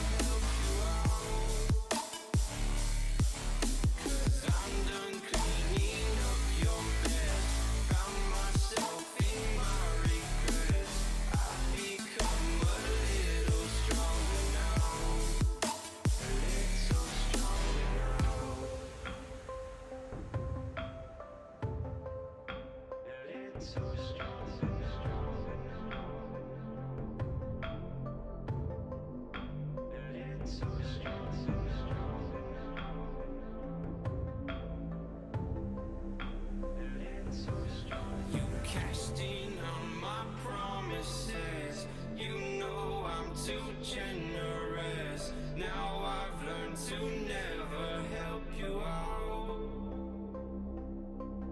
'Cause I'm done cleaning up your mess. Found myself in my regrets. I've become a little stronger now. A little stronger now.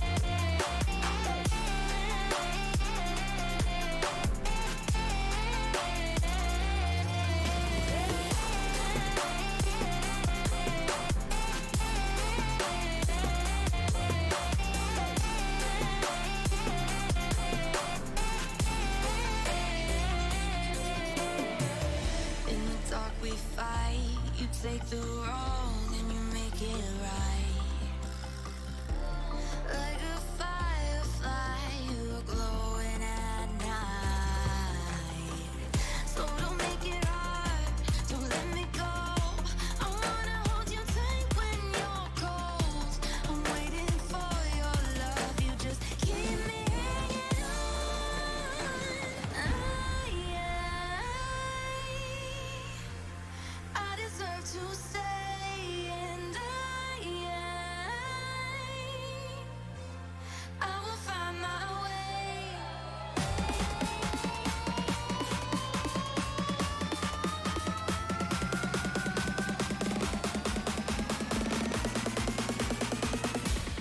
I will find my way.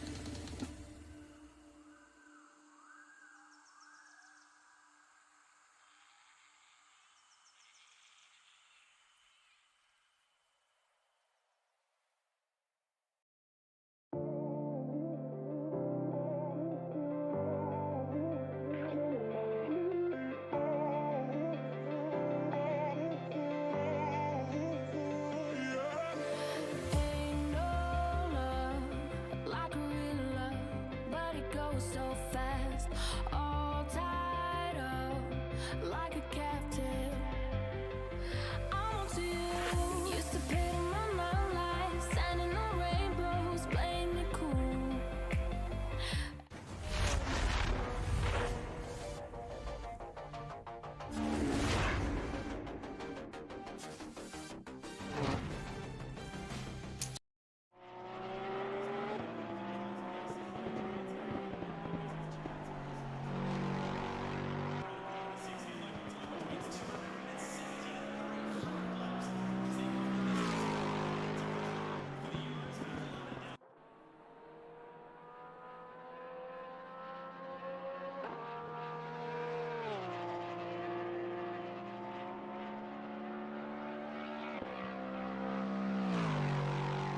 Welcome back everyone, we are here for the final race of the evening, the final qualifying session even, and we are here for Division 1. Currently, Melvin, also known as Ron, on provisional pole with 201.890, a bit hotter here in Division 1 than it was in Division 2. Hotter temperatures usually aren't quicker at Bathurst, especially on this version of ACC. So we may see some slower times in Division 1 and Division 2 and 3, but currently Melvin on provisional pole, over a second quicker than Baptista in P2. Cartmark out on track currently in the 145 Porsche, 1.8 seconds behind. Quite a new driver here to the SimZone, but definitely proving he should be in Division 1. Got Ethan in P5, currently in the 97 McLaren. Cameraman, there we go. And oh, as we see Didi there, very sideways through Skyline. Ethan coming down, seems to be okay. So yeah, still a few drivers yet to set times. Nino Tomlin's going to be in the pits. He's got a qualifying ban, so he won't be able to set a lap time for this race. Next car across the line will be the 117 car of Euphoric State. Currently in P6, 2.5 seconds off. Can he find any more time as he rounds the final corner now? Seem to have got it quite smooth. They're not using much of the exit curve, but there we go. Puts it to P5, just 1.9 seconds off. Good time there for the 117 Porsche driver. Next car across the line is going to be the number 97 car of Ethan in P6 currently, 2.2 seconds off. Didn't seem to make any mistakes this lap so far, but there we go, does improve, not enough to gain P5, so he stays in P6 provisionally. And we've got the 145 car of Cartmark. Can he find any more time as he crosses the line? He does, but it's really not much, and still remains in P4 then. Number 33 car, I believe, is BST-NNA in the Porsche. A lot of Porsches out on track tonight. Doesn't improve his time though. There is a maximum of 4 drivers per manufacturer, so there can't be more than 4 Porsches, can't be more than 4 Ferraris, etc, etc. That's we've got the number 19 car then, a fresh Kingy. Hasn't set a lap time yet. There we go. Puts it to P3, 1.3 seconds off. Rocco in P4 as well. Good lap time there from him. He is 1.7 seconds off. Still, I think he didn't expect to be that high up so far. Kingy is on another lap. We've got yellow flags out on track. No idea why. Maybe someone returning into the pits. But I didn't see anything in that brief moment. I believe that was the 62 car that just crossed the line there. Tayson Tom currently in P8. Oh, has binned it there on the exit of turn 1. He's going to return it to the pits. I assume he's going to be back out on track. Remember, the Division 1 drivers only have 2 tyre sets.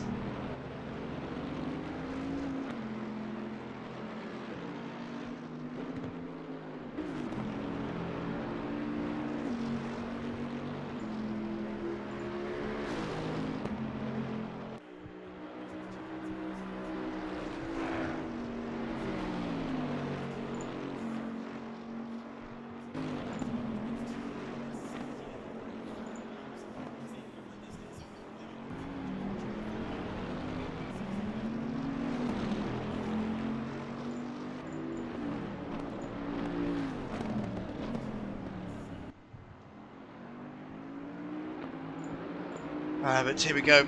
Baptista, I believe he's on a lap. That's Kingy just in front of him, so he's going to have the slipstream coming down the straight. Kingy's going to let him through there. I don't think Kingy was on a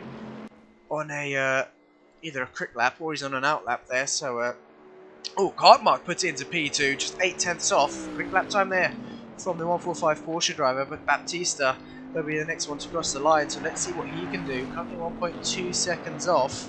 Has he found any more time? He's going to continue this lap, so he may have done. Let's see, through the final corner. Doesn't use that curb on the inside. Can he lose you quite a bit of time? But he's going to cross the line here.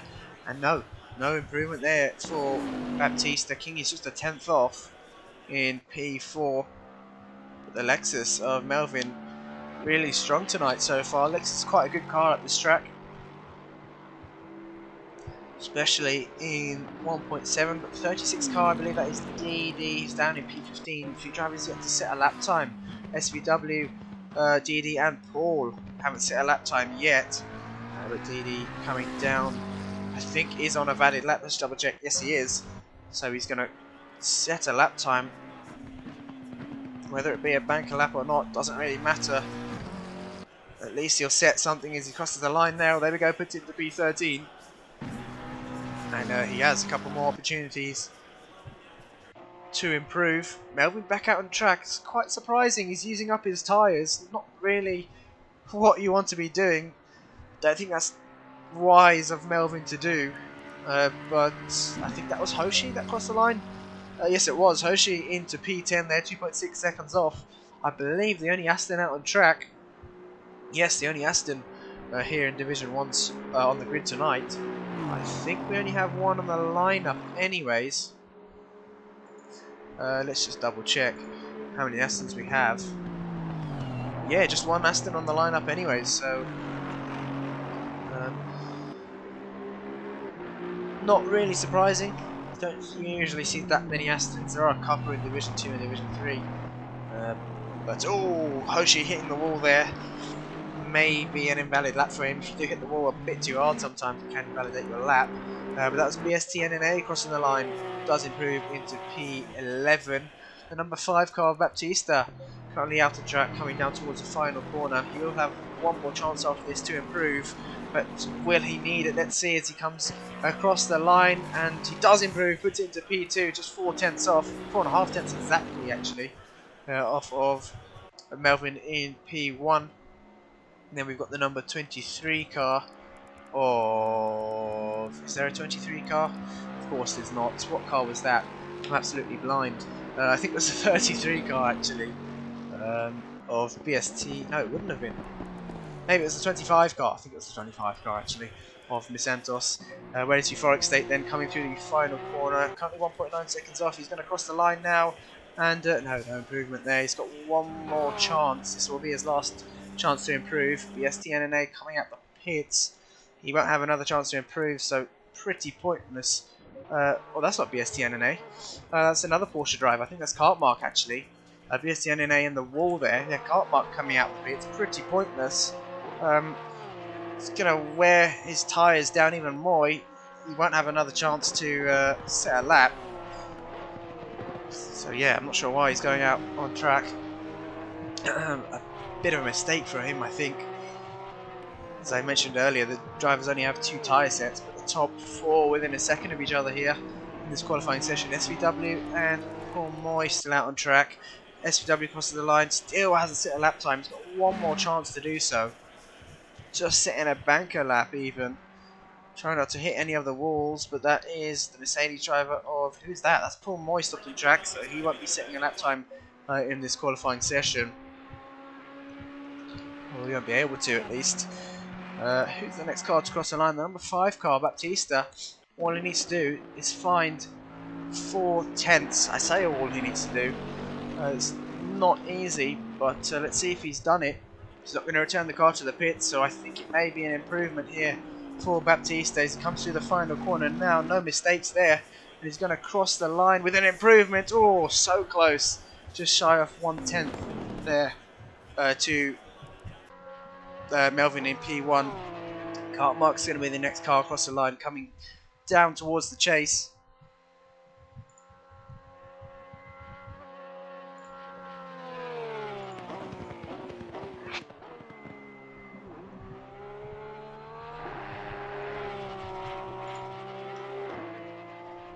And down towards the final corner now. He's going to return to the pits, so there we go. No improvement for Cartmark. Next car, is it Tayson Tom? Yes, it is. Currently in P9. The Ferrari is a very good car at Bathurst, but not many of the Ferraris up there at all. Plenty of time to be found for the Ferrari drivers. Now as we come down towards the final corner, Tayson Tom, is he going to keep it out on track? Yes, he is. And on the grass there before the entry. Has it cost him a bit? I think it may have. And he crossed the line though, puts it into P5. Very good improvement there for Tayson Tom. SVW, the last car. I think he'll be able to set a lap here. I don't think he wasn't on an invalid, so he's going to come to the final corner now. And what's it going to be for SVW? There we go, P14 for SVW. And that is your qualifying session over. So Melvin taking pole position, Baptista in P2 lining up on the front row with him, Kingy in P3, and Cartmark in P4 on the second row. Make sure to stay with us. We'll be back in a few minutes for the final race of the evening.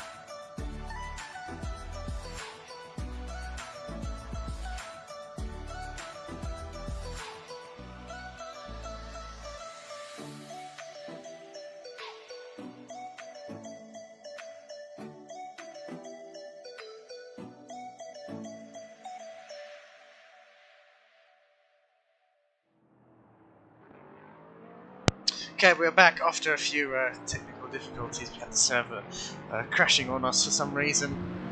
No idea why, but we've got the manual formation going on now, and the drivers are lining up side by side currently. But unfortunately, Kingy and Pourmoy didn't press drive in time, so they'll be starting from the pit lane. Might even be a good thing for them. We don't know. But we're getting ready for the race start here. Let's hope they can keep it clean into turn 1. You can see now, drivers. We've got 17 on grid at the moment. It's going to be quite a difficult race. 1 hour here in Division 1, fast track, 12 degrees. Going to get going very shortly once we cross the next line, and we are green. There we go. Looks like Melvin off to a very good start. Defends the inside line into turn 1. Baptista has to settle for P2 there. Cartmark in P3. Tayson Tom in P4. And it looks like we've all got through cleanly. SVW in the background bouncing over the inside curve there. A bit of the dirt being thrown up into the air. But Melvin and Baptista are going to be side by side coming down towards turn 1. I think the Lexus should be able to hold on to P1 here coming into turn 2. But Cartmark following very close behind. Likewise Tayson Tom, who got a good lap in qualifying just towards the end. But Pourmoy still in the pits. Not sure why. He should be going now. He's going to be losing a lot of time in this race. So yeah. Oh, looks like we've had a oh no, that was a flying car there. That was Ithan losing connection, but he's back with us. Went to he enabled alien mode for a second there and flew into the air, but yeah, he's back on track. This is where the car should be. And it seems like no one has really gained many positions. Kingy is on track after starting in the pit lane, and he's got a bit of work to do. He's not too far behind, to be honest, only 12 seconds. So he's got, yeah, he's got some clean air, and he can make up the time that he's lost from not pressing drive. But we go back to the race leader. Melvin has opened up a 5-10 gap to Baptista just behind. Baptista has got Cartmark up into, oh no, Cartmark still in P3, sorry, still losing some time now to Baptista down the Conrad straight. Tayson Tom still very close behind. He's going to have the benefit of the slipstream, and especially on that Porsche. Look at the closing speed already. I think he's going to have a good opportunity to get the move done here. Is he going to be later on the brakes? No, he wasn't close enough to get that done actually. Maybe running some high wing on that Ferrari than expected. But it is quite a high downforce track at Bathurst as we complete the opening lap there. And no collisions whatsoever, which is very good to see.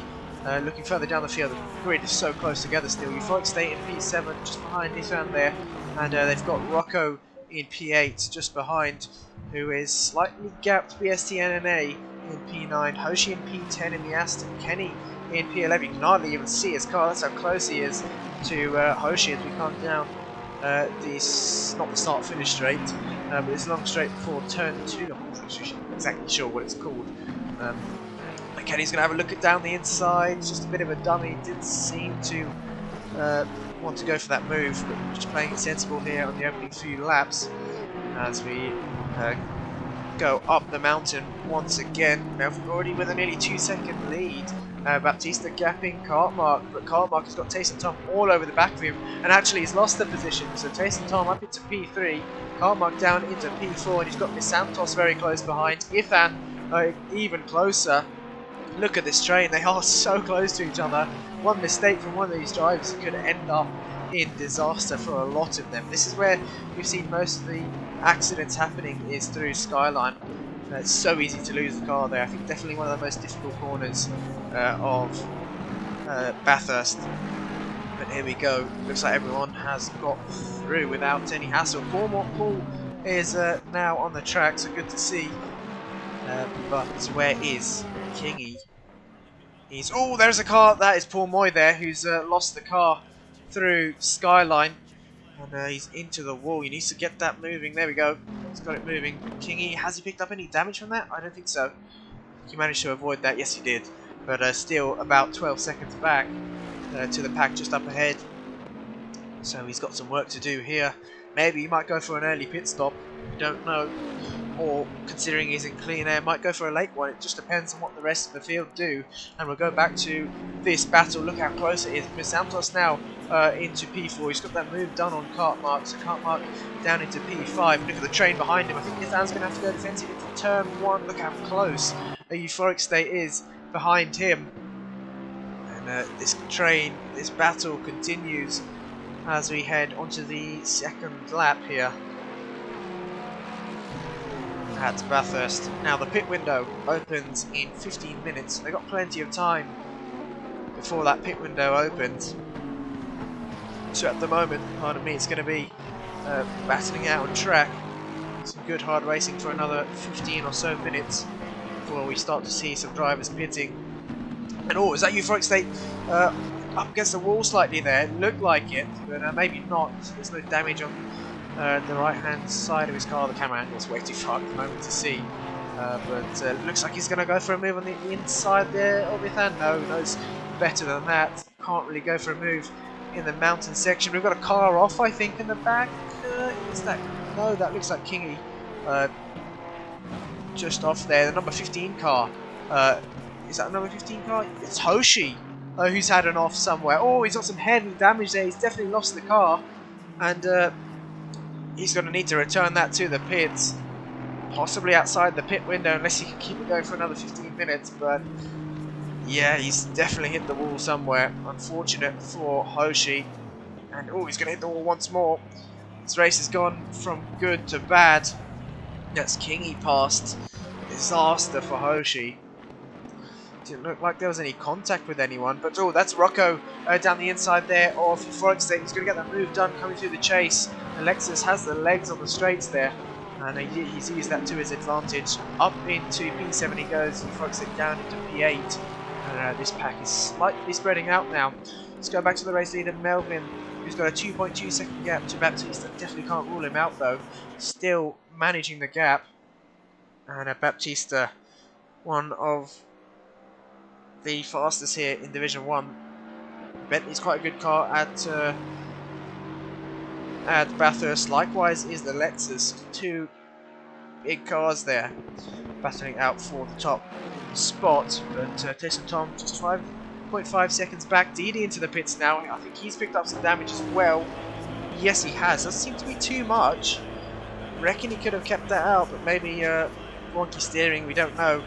And I think it's going to have to be a double pit stop there for Deedee. Hoshi's going to, coming to the pits as well. Double pit stop for both of them, unfortunately. And they're going to drop down the order here at Bathurst. But looking at this battle still between Tyson Tom and Luis Santos, very, very close. And that's Cartmark and Ethan close as well. So two separate battles going on. Even three separate battles. We've got, oh, what Euphoric State? What's happened there? He's facing the wrong way.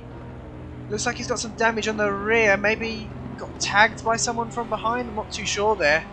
But really unfortunate. And he's going to have to get the car spun around here. There we go. Looks like he's got some damage on the front as well. So maybe not being tagged from the rear. Not exactly sure what happened there.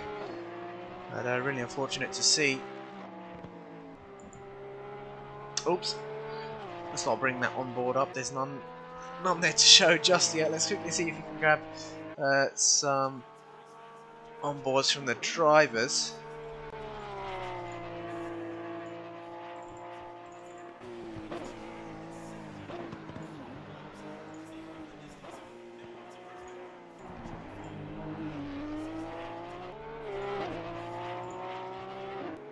A shame for Euphoric State, was running so well there. Still got plenty of time in the race though to make up these positions. And we'll go back to battle for P5. Hoshi's in the pits, got some lengthy repairs, but Deedee back out on track. And this battle still continues for P5. Cartmark defending against Ethan there. SUV Santos dropping off of Tyson Tom slightly. Gap between those two is about a second. And also looking at the gap at the top, still 2.7 seconds. So once again, Melvin just managing that gap, not pushing too hard. We know the Lexus isn't great on the tyres. It's possibly going to kill the tyres, especially with this temperature only being 12 degrees. If your tyres aren't up to temp, you're going to get some serious graining. Neil Tobin now into the pits. What's happened there? Now he's got some damage, you Frostgate with some damage. Just the nature of Bathurst here. Porsche's not liking it at all, but we go back to these two.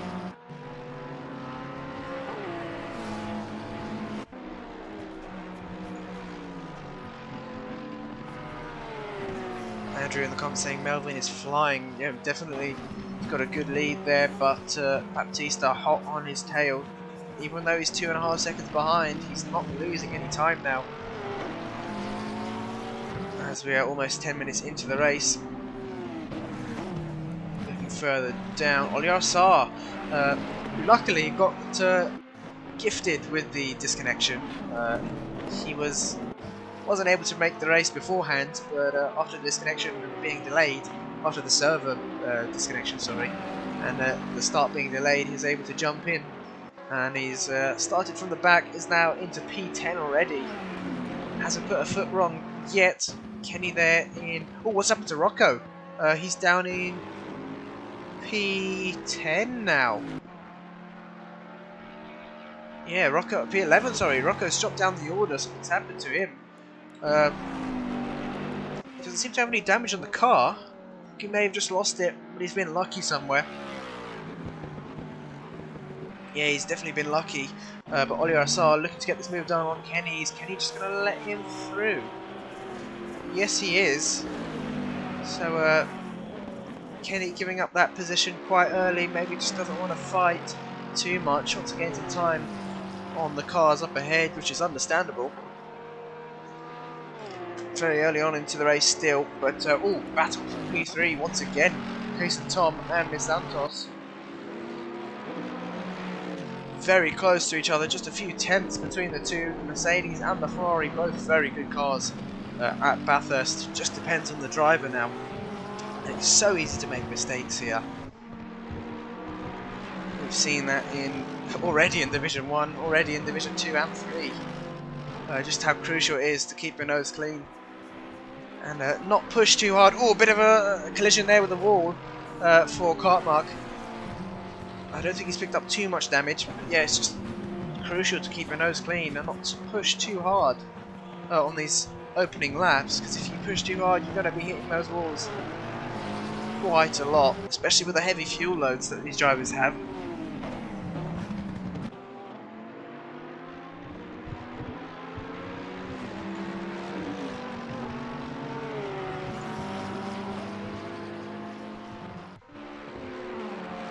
Now let's get it on board here in a second. Let's switch back to this battle.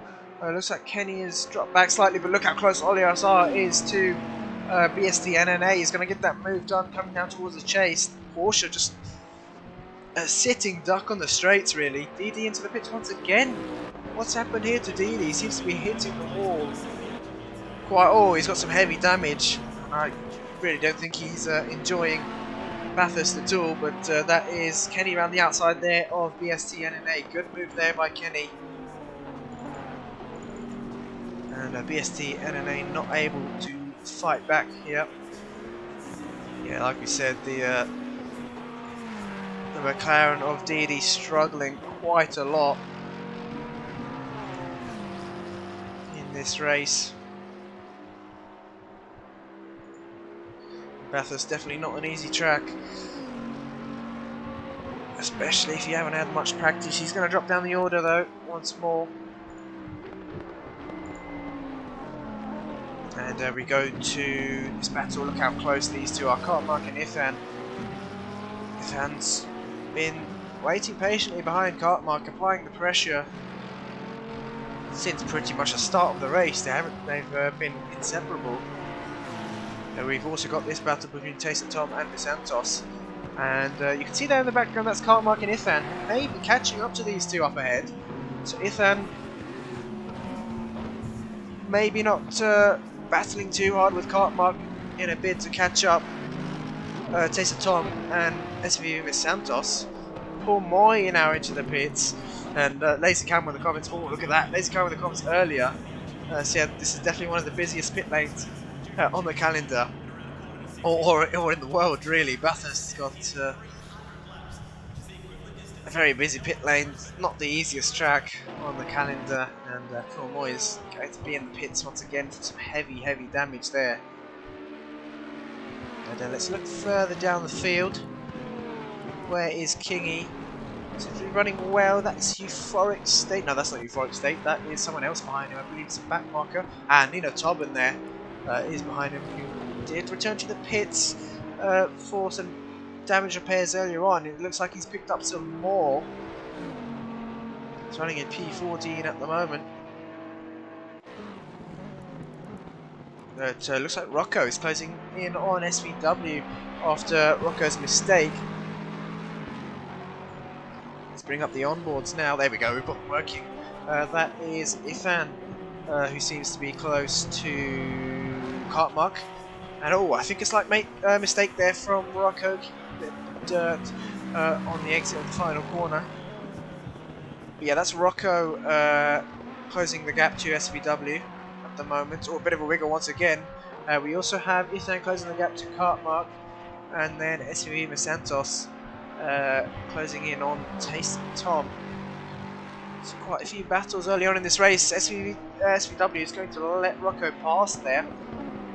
Interesting tactics, not too much battling that these drivers want to be doing early on in this race, which is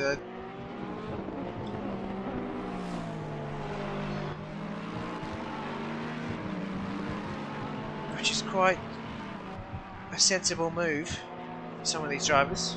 SVW doesn't really need to defend that position.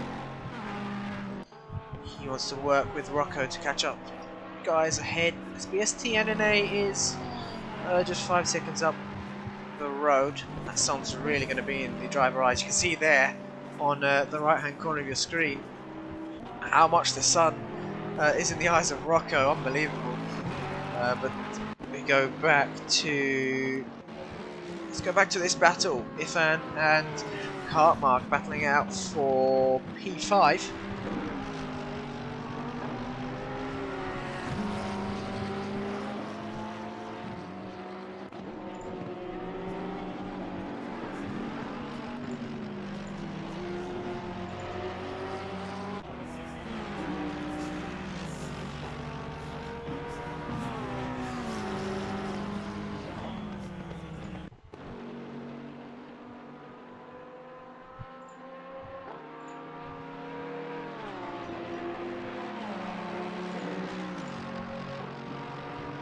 Rocco now closing the gap to BSTNNA. It's only about 1.1 seconds, so it was 5 seconds not too long ago, less than a lap ago really.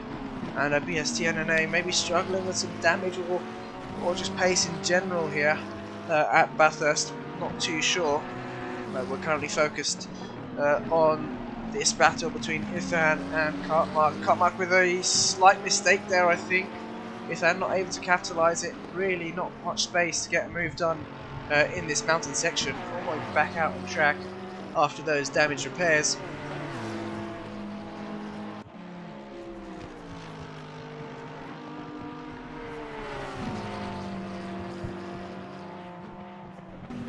And oh, was that a car off? I think it was. That's the number 62 car. Tayson Tom's lost it there. How much damage he picked up? Oh, that's Euphoric State as well. I think he hasn't picked up any damage, but he had to cut Skyline there due to, I think, Tayson Tom facing the wrong way. But let's see as Tayson Tom exits Forest Elbow. Oh, he seems to be okay. His car seems to be doesn't seem to have too much damage on it. Got lucky there, I think. But Euphoric State there being a lap down, I believe, or not. Tayson Tom's dropped down the order here. I think, okay, he should be in P6. Where's Oliarasar? Yeah, he's P6 there. We've also got this battle between Rocco and BSTNNA and SVW, sorry. So all three of these drivers are within a second of each other. And now we come down the straight. Look at the closing speed there for Rocco. He's going to get that move done down the inside, and no trouble whatsoever for Rocco. Easily done. That Lexus much quicker on the straight there, but he's got that move done. Rocco up into P9.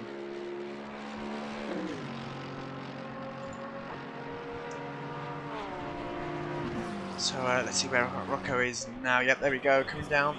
We start finish straight. That's SVW and BSTNNA though. That's something out. Rocco's been able to pull a slight gap from these two after passing the number 33 Porsche. But SVW now has got his hands full. He's got Kingy behind him. He's got BSTNNA in front of him. The BST is going extremely defensive coming up towards turn 2. He has some damage on that Porsche as well, so it may be hindering his straight line speed and as well cornering ability. And SVW's got that move done around the outside. Oh, a bit of a mistake there from BSTNNA. Didn't look like he stopped the car in time and went straight into the wall there. But yeah, he's picked up some damage. Once again, I reckon he's going to be quite early into the pits. The pit window will open very shortly, in about 5 seconds, so he's lucky in that sense that he won't have to make 2 pit stops. Nino into the pits now, I think a bit too early into the pits. The pit window didn't open, so it's not going to count as his mandatory stop. He's going to have to do a 3rd pit stop here. Yep, didn't count. He was in too early there.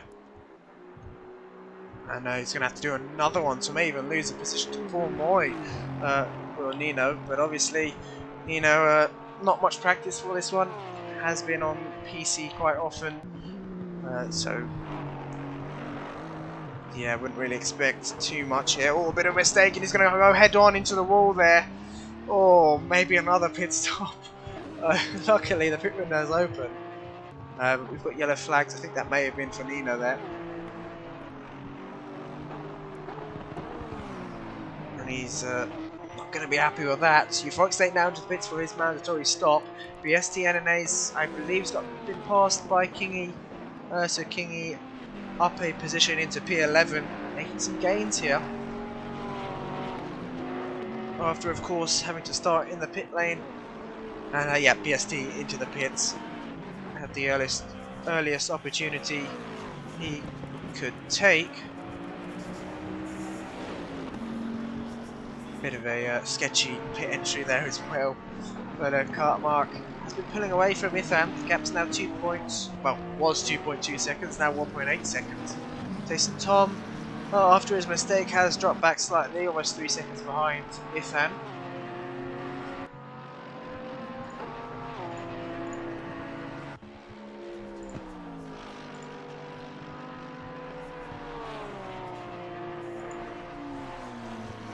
Euphoric State, the first to serve his mandatory stop out of the pits now. Where has he come out? In some clean air. That's Deedee just up in front. For some reason we've got... Yeah, oh, no, not for some reason. We've got the 119 car. That's Nino Tobin again losing the car there through Skyline, and he's sat there for some reason. I don't know why. Nino is sat there. Everyone's going to have to be careful. I think he's just waiting for the cars to get past here. No, he can't move now. There we go, now he's got an opportunity to do so, but that's going to be another pit stop for Nino. He's got his chance to serve his mandatory pit stop now though. And really struggling here at Bathurst, but that's what happens when you don't have any practice. I think he's going to have to return the car to the pits, and yes he does. But obviously he can't retire from the race, otherwise he will be removed from the championship. Olios are now into the pits for his mandatory stop. Was actually behind Tayson Tom, but Tom here is going to keep it out on track. And he is closing the gap to Ithan. It is now down to 2.2 seconds. So 2 seconds separating Cartmark and Ithan, and likewise Ithan and Tayson Tom.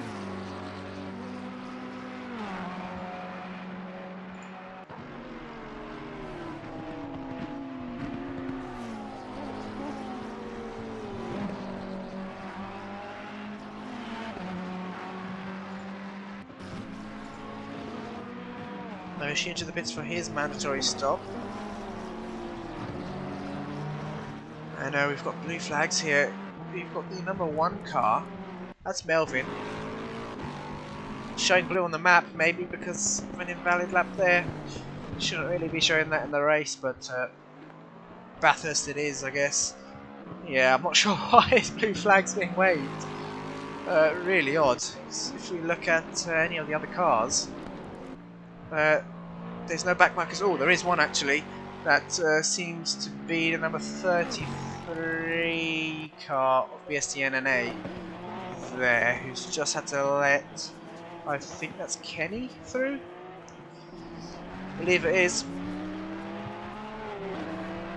But there shouldn't be blue flags being waved for Melvin, who's in P1. And no, it doesn't look like there is any more. Bit odd there. Well, yeah, it may have just been an invalid lap or for track limits there, or maybe even a track limit warning for Melvin. You know, Tobin's still in the pits for some lengthy repairs. Euphoric States closing in on Deedee. Now, obviously, these two are on different strategies, but no blue flags will be waved. They're on the same lap currently. Deedee's yet to serve his mandatory pit stop. Euphoric States can lose some time here behind Deedee.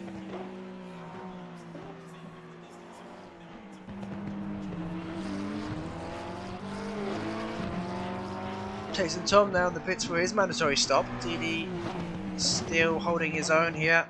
Doesn't have to let Euphoric State through, but will he? Knowing that he's on a different strategy, I'm not too sure. No, he doesn't look like he is. And the Porsche of Euphoric State is going to benefit from the slipstream of the McLaren just up in front. Should really be staying in the slipstream a bit more, I think. But hasn't really lost much time. So, actually, no, it looks like he's lost a bit of time there. To the McLaren on the straight.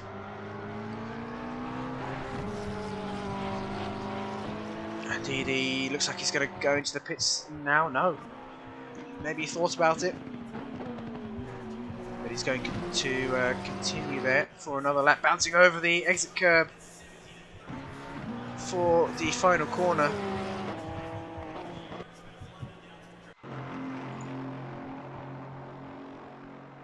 Andrew saying Nino having a cold one, I think, yeah, not the best races for Nino either.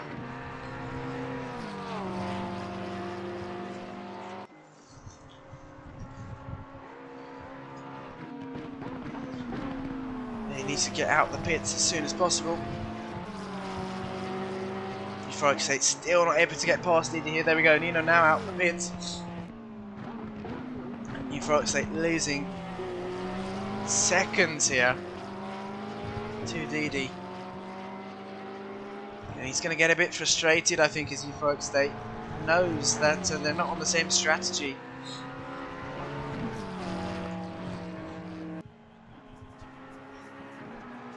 But obviously nothing wrong with that. We've got white flags being waved, slow car somewhere. Could that have possibly been the number 15 car? Pardon me, of Hoshi. No, he seems to be okay. No damage on the car at the moment. So we go back to these two, Euphoric State and Deedee. Euphoric State's going to need to either hope for Deedee to pit this lap, or he's going to have to be close enough to get a move done in the first sector or so, even in the mountain section. But it's so risky to go for moves there, and definitely not advisable at all. But Deedee, is he going to pit this lap? That is the question. If he does, it's going to help out Euphoric State. Stay to the left hand side of the track. No. Oh yes he is, there we go. Into the pits. Euphoric State released into clean air now. Cartmark's going to be exiting the pits any second. There we go, off the limiter. And now he's just in front there of Hoshi, but Hoshi obviously I believe a lap down. Cartmark with a little bit of damage on the right hand side of his car due to hitting the wall earlier on, as we saw in the mountain section, but I don't think it's going to be affecting much at all. Now, we haven't talked about Baptista much. Oh, as we say that, he enters the pits. Not sure why this camera angle exists, because it's absolutely useless. But there we go. Two race leaders, P1 and P2, into the pits at the same time. Who's going to come out in front here? Now it'll be interesting if one of them doesn't change tyres. Baptista could get a jump here, as we know how hard it is to overtake at Bathurst. Could he go for a gamble? We'll have a look. I definitely would, as he's been losing time to Melvin since the start. I'd definitely go for a gamble here, not change tyres, try and get track position. But Texas Tom is exiting. No, he's into the pits once more. He had served his mandatory pit stop, and he's been dropped now. Unless he's just served it now, I'm not too sure actually. But he'll be off the limiter any second now. And Baptista has jumped him. I think it has worked for Baptista. He's going to come out ahead of Melvin. Oh, very, very close for these two. I don't think it was actually. Actually, no, it definitely was. Oh, now, it probably was. Baptista not changing tyres, because they're about 4 or 5 seconds apart from each other. And a pit stop without changing tyres is 25 seconds. A pit stop with changing tyres is 30 seconds. And Baptista now, he will be in the net lead of the race once the top 4 have pitted. The question is, how long can he hold on?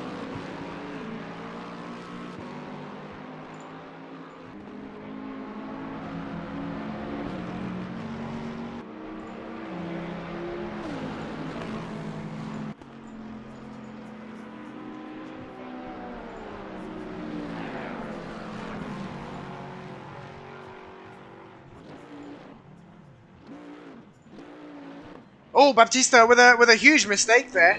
Sorry, I didn't quite catch that. I was checking something. I don't know if there was contact.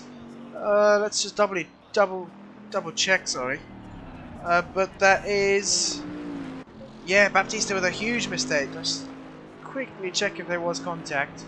I definitely hope there wasn't.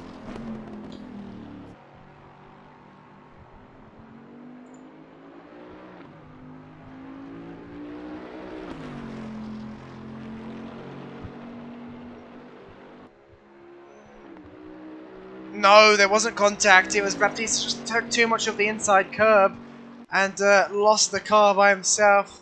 He's going to have to return that car to the pits. He's going to drop down the order. That curb on the inside, so deadly. You know, to the pits once again. But that curb on the inside, so deadly. And it's caught Baptista out, unfortunately. And he's going to be in the pits for another stop there for some repairs. Looks like we've had a retirement. Kenny into the bits, King into the bits, and Miss Santos. Yeah, looks like we have had a retirement. Not too sure who that was. I think it might have been. Is it Taste and Tom? No, we've still got Taste and Tom. Let's just double check. Is it Ithan? Ah, we have had Ithan retire there. But whether that's a retirement or a disconnection, I'm not too sure.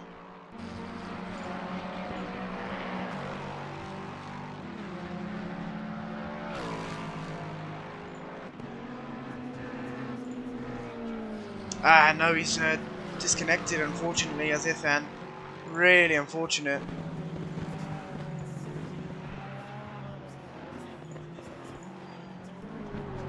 Very, very unfortunate. Let's hope he can join back.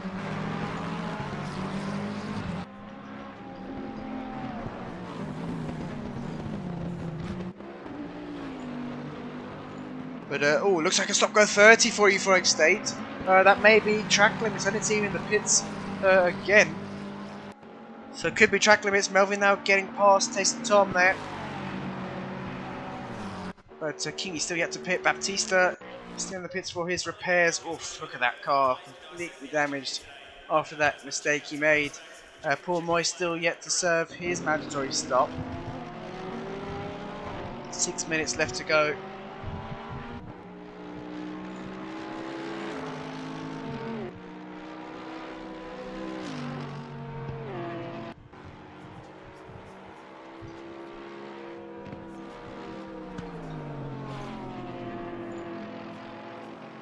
And it looks like Euphoric State catching up to the back of Poor Moy got out of the way there, but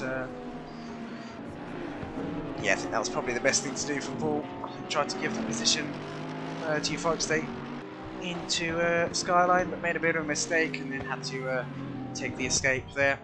Euphoric State's going to have to service up to 30 within 3 laps.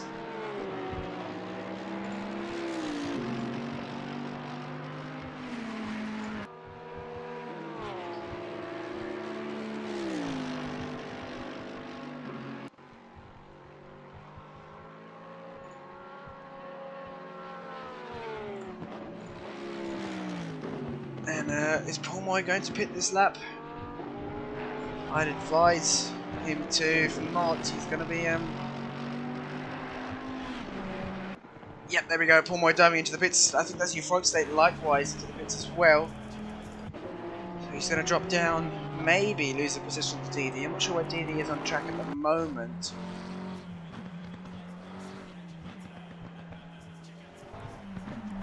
Currently in P13 coming down the mountain. Oh, he's got some heavy damage as well once again. So really, these Division 1 drivers, some of them struggling with Bathurst, maybe pushing the car a bit too much. And as a result, picking up some damage. And I'm sure for a lot of these drivers, this will be their drop round.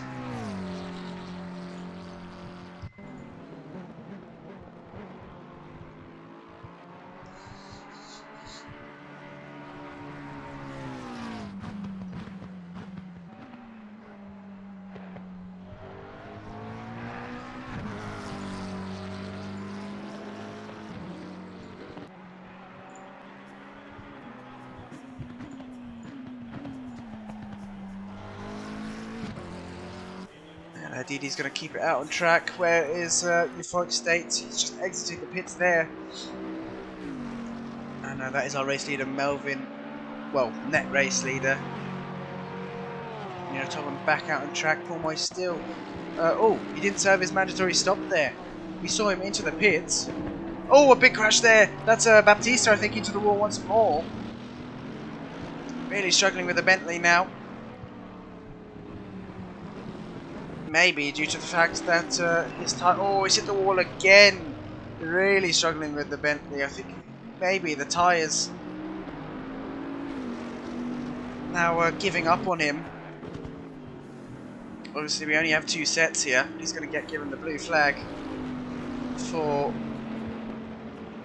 Kingy to get past. Obviously, we'll have to do it on the back straight then. Oliarsar into the pits. Has he got some damage as well? Bathurst taking a lot of prisoners here.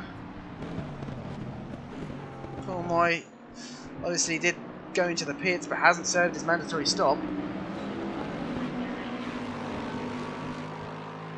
So if he doesn't pit now, he's going to receive a penalty automatically given by the game.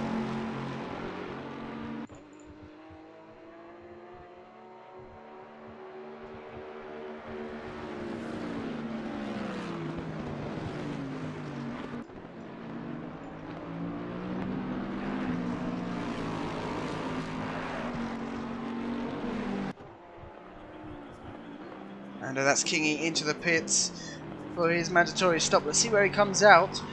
Baptista back into the pits as well. He's going to have to go in for some damage repairs. Oliarsar still in the pits. Just 21 minutes left of this race. You know, Tobin into the pits again. Everyone into the pits. Unbelievable.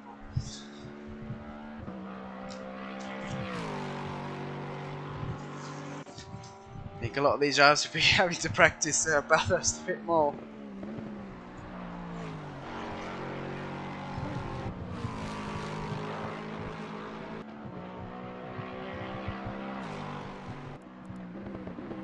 And a lot of drivers into the pits. Kingy, though, maybe starting from the pit lane has helped him. As where is he? He will be exiting. He's been dropped off the tracks now. He's got going. The next car is the number 89 car, which is Rocco. It's going to be very close between these two, actually. Where is Kingy? Has he exited the pits? He has now. And Rocco still not in shot. There we go, just exiting turn 1.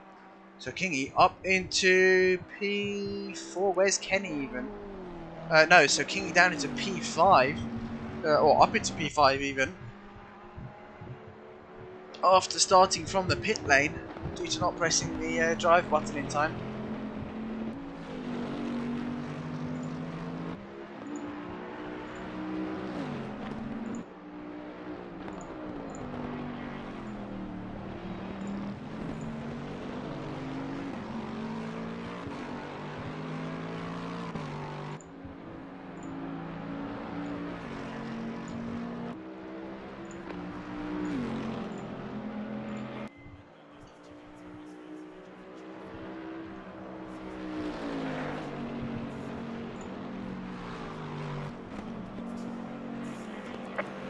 Is closing now. Pit window is now closed, and Paul Moy has served his mandatory stop, so that's good to see. Nino Tobin in the pits once more. I believe this is about the 100th time he's been in the pits. Possibly due to damage. He's 8 laps down there.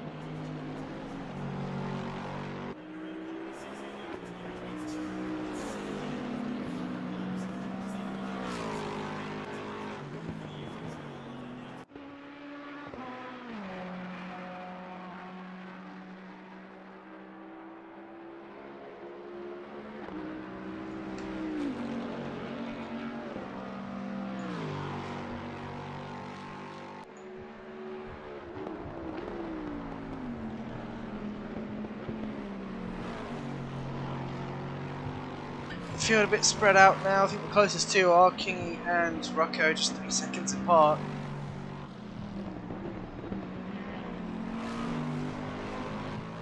Baptista all the way down in P11 after that, after those mistakes he made. Looking at the standings, then, Baptista has had 2 wins and a P15 at Hungaroring. So at the moment, if he finishes in P11, this won't be his drop round. His drop round would be Hungaroring. And Oliver saw down in P10 after also starting at the back.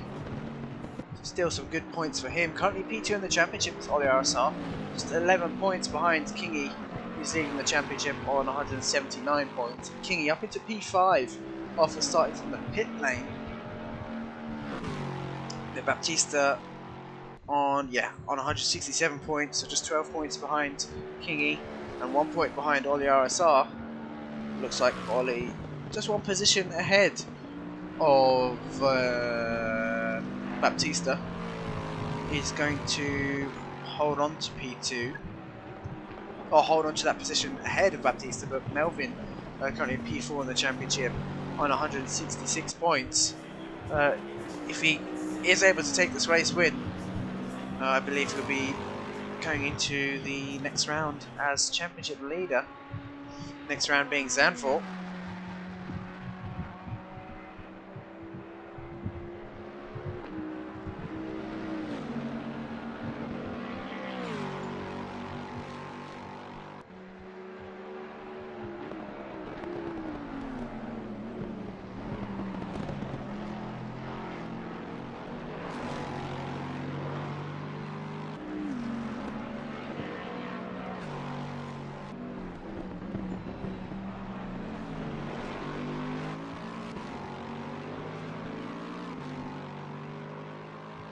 Andrew saying, sounds like the game physics is a bit different from PC. Yeah, definitely different. They are completely different games. even in terms of force feedback as well. Obviously this game being ported over from PC, it wasn't ported over very well. There's a lot missing in terms of force feedback and feeling. And Rocco a bit sideways there through Skyline. Is closing the gap to Kingy, but I think that's not going to help his bids to do so. He's going to lose a bit of time now. Looks like we've got a slow car ahead, white flags being waved. I don't see anyone could possibly be slow. Tyson Tom 2.8 seconds off of SVW. Now Kenny starting further down the order. Let's see where he started in the pits.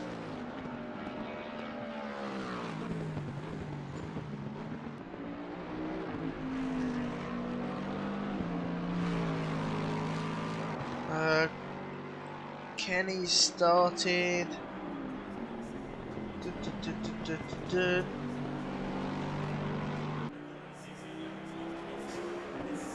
Bear with me a second. So Kenny started in P12 and he's made his way up to P4. I'm sure this is going to be one of his best finishes this season. Let's see. So Kenny currently in P12 in the championship has has not had better than a top 10 finish. So P4, P10 I mean, not had better than P10. P4 is going to be his best finish so far. Let's hope I haven't cursed him. But look at the battle between Tyson Tom and SVW. This is heating up very nicely. They've got Euphoric State close behind them, who is a lap down, but obviously has the right to unlap himself. These two Ferraris in a battle. Tyson Tom very late on the brakes there, and he's locked up. And that's what I was talking about earlier. If you lock up and brake a bit too late, the rear end of that car just swings round. That's kart mark coming through now. He's going to have to navigate past some traffic. There we go, Euphoric State moving off the racing line. And he's going to have to move over for Tyson Tom as well. But SVW holding on to that position. Luckily, didn't get taken out by Tyson Tom there. Paul Moy into the pits once more. Hoshi and Deedee battling out for P13. Deedee with a lot of damage. Hoshi with a bit more damage on the front of his Aston than last time we had a look at him. But I think he's going to get that move done easily there down the straight. Coming down towards the chase now. And he has got that move done. Rocco and Kingy within a second of each other. The Lexus. Very good car here at Bathurst.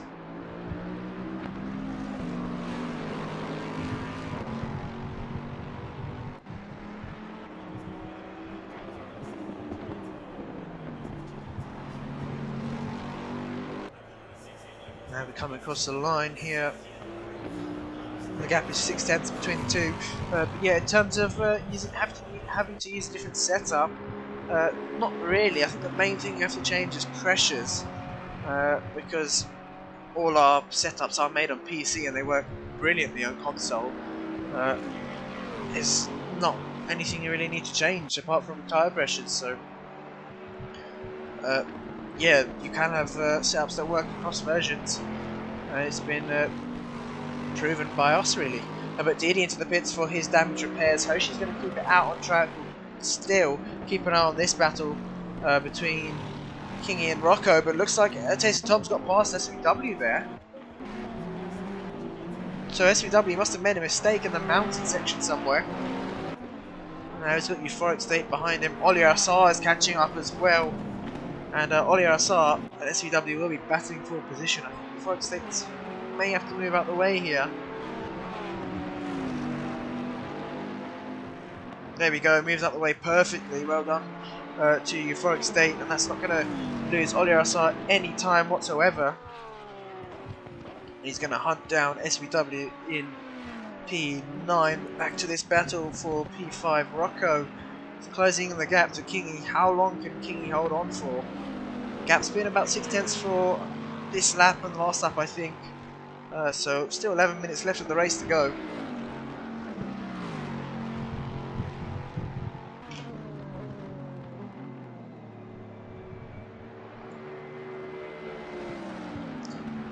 Andrew saying Kenny is doing well. He's worried about relegation early season. No, he should be okay for relegation.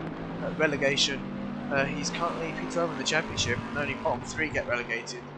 So he's safe at the moment. And yeah, this result definitely going to help with that.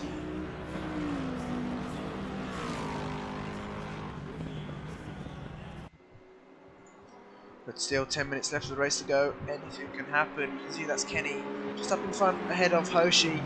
Hoshi is a lap down, so I won't be battling for a position there. Rocco now losing some time to Kingy. Kingy's put his foot down a bit more. He's responding to the pressure, responding to the pace of Rocco. And now he's up the ante here.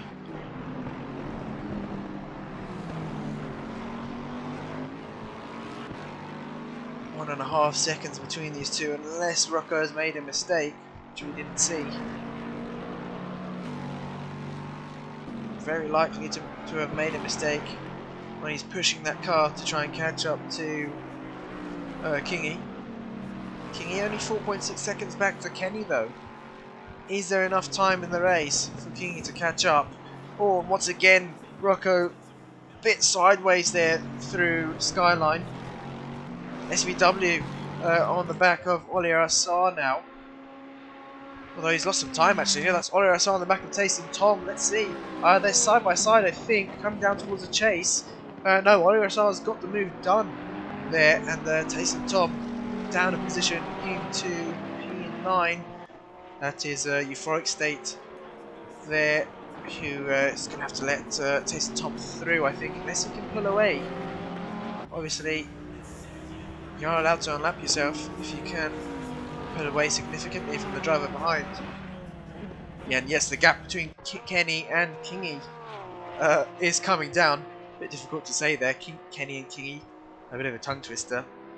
But SVW into the pits, possibly due to some damage repairs. Oh yeah, it is due to damage repairs. He hit the wall somewhere pretty hard. And Euphoric State pulling away from Taysom Tom there. The gap between these two, like I said, P4 and P5 is coming down. Kingy using the slipstream of Hoshi. Coming down this long straight.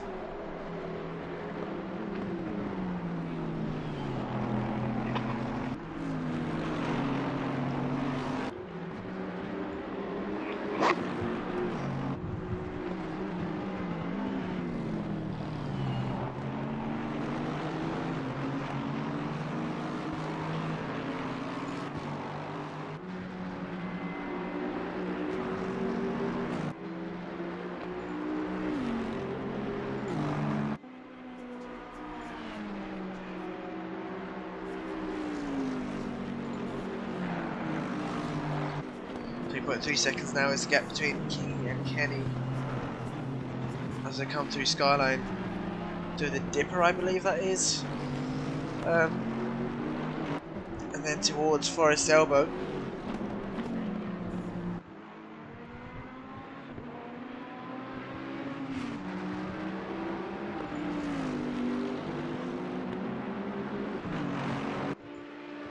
Let's see, they're going to cross the Sector 3 line any moment now. Has the gap come down? 2.2, yes it has. It's coming down by about a second a lap here. Kenny is under some pressure. We're approaching the final 6 minutes of the race here. And Kenny's going to need to defend for his life, because Kingy is closing in at a rate of knots here. SVW still in the pits. Back out on track, there we go. As soon as I say that, they go back out on track. But Rocco only 2.7 seconds behind as well, so definitely a chance for Rocco to gain a position. But the race leader, Melvin, 19.5 seconds ahead of Misantos. I think it would have been a much more difficult battle for Melvin if Baptista hadn't have lost the car there. because as we saw, Baptista went for a different strategy. I believe he didn't change his tyres and got that jump in the pit stops.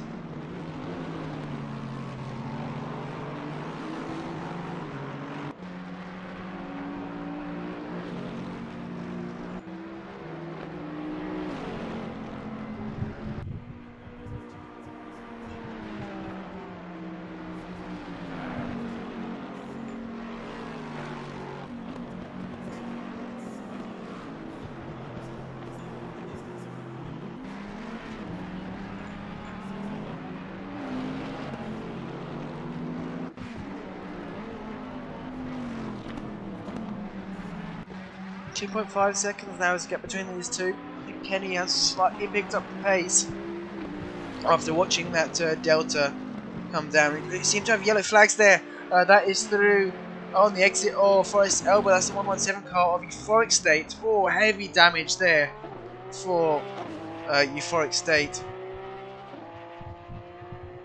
And we've seen a few cars leave there before, just locking up. And the rear steps round, and then it's pretty much game over then. And let's see if Euphoric State will keep it out on track, or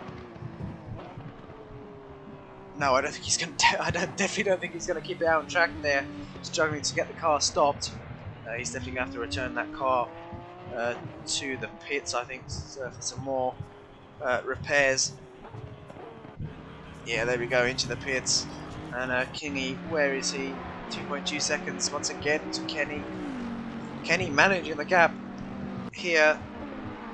And he's only got 4 more minutes left to go. How long can Kenny keep this up for? Not much left in the race to go. But the question is, can Kingy get close enough to get this move done?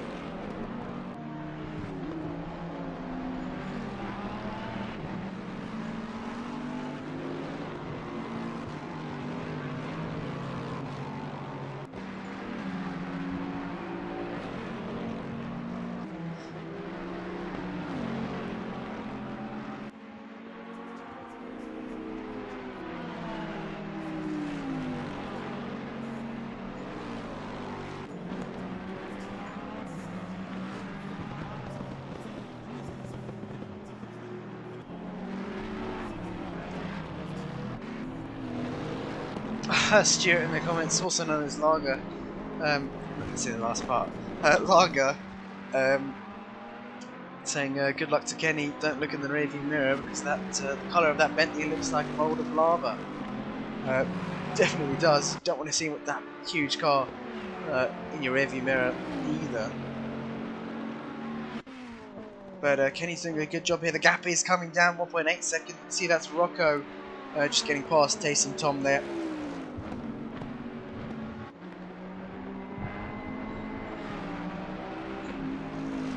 Euphoric State, will he get it back out on track, or will he just sit in the pits for the rest of the race? I think he should be okay with sitting in the pits in terms of race distance. There's only about a lap or 2 left. Where's the race leader actually?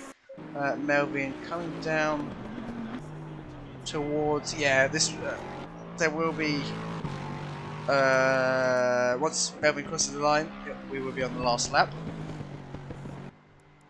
So Taysom Tom in the pits again. Damage, I believe, for Taysom Tom. Doesn't seem to be much. Maybe fuel for Taysom Tom. Oh, he hasn't stopped in his box correctly there. But let's go back to this battle between the two. That's Euphoric State back out on track.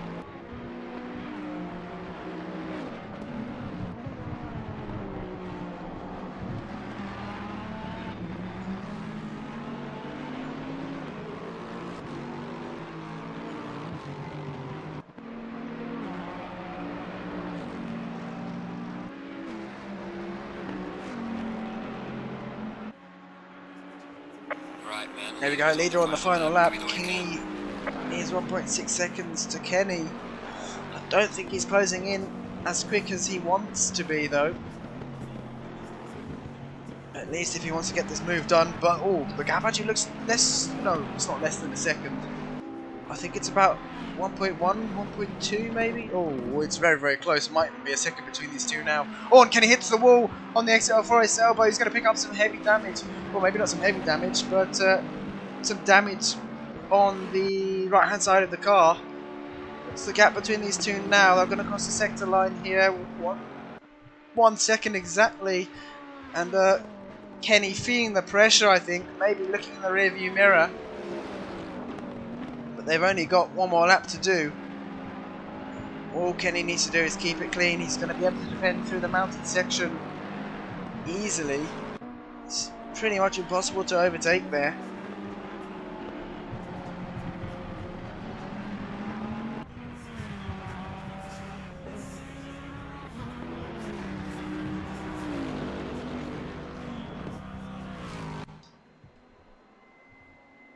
Oh, Stuart in the comments just reciting the lyrics of Eminem's Lose Yourself. I'm not going to sing that on stream though, I might get done for copyright.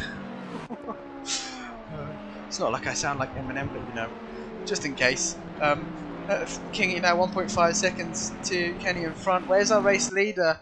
Melvin coming down to the chase. I didn't put a foot wrong this race at all, did Melvin? Didn't even make a mistake.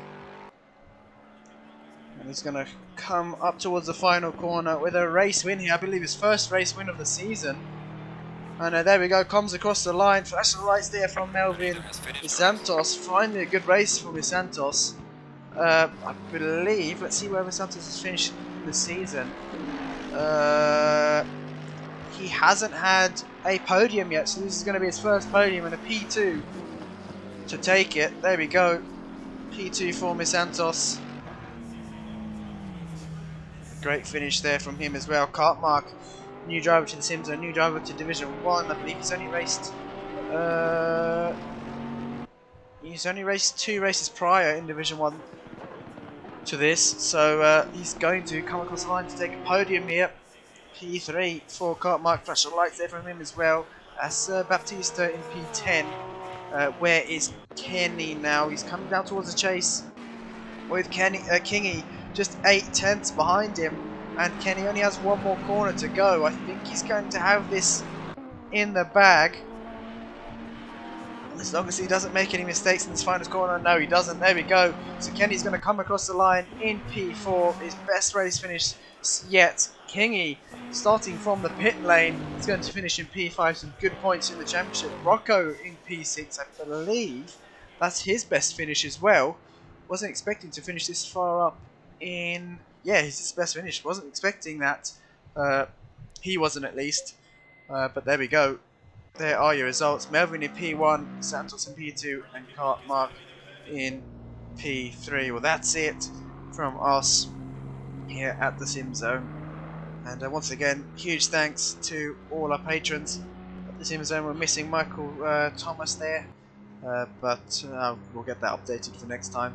And what a great race. What drama we had here at Bathurst. Always stirs up some interesting fights, especially in the V8 and the supercars that they have in Australia. But yeah, that's it from us, and take care. Good night.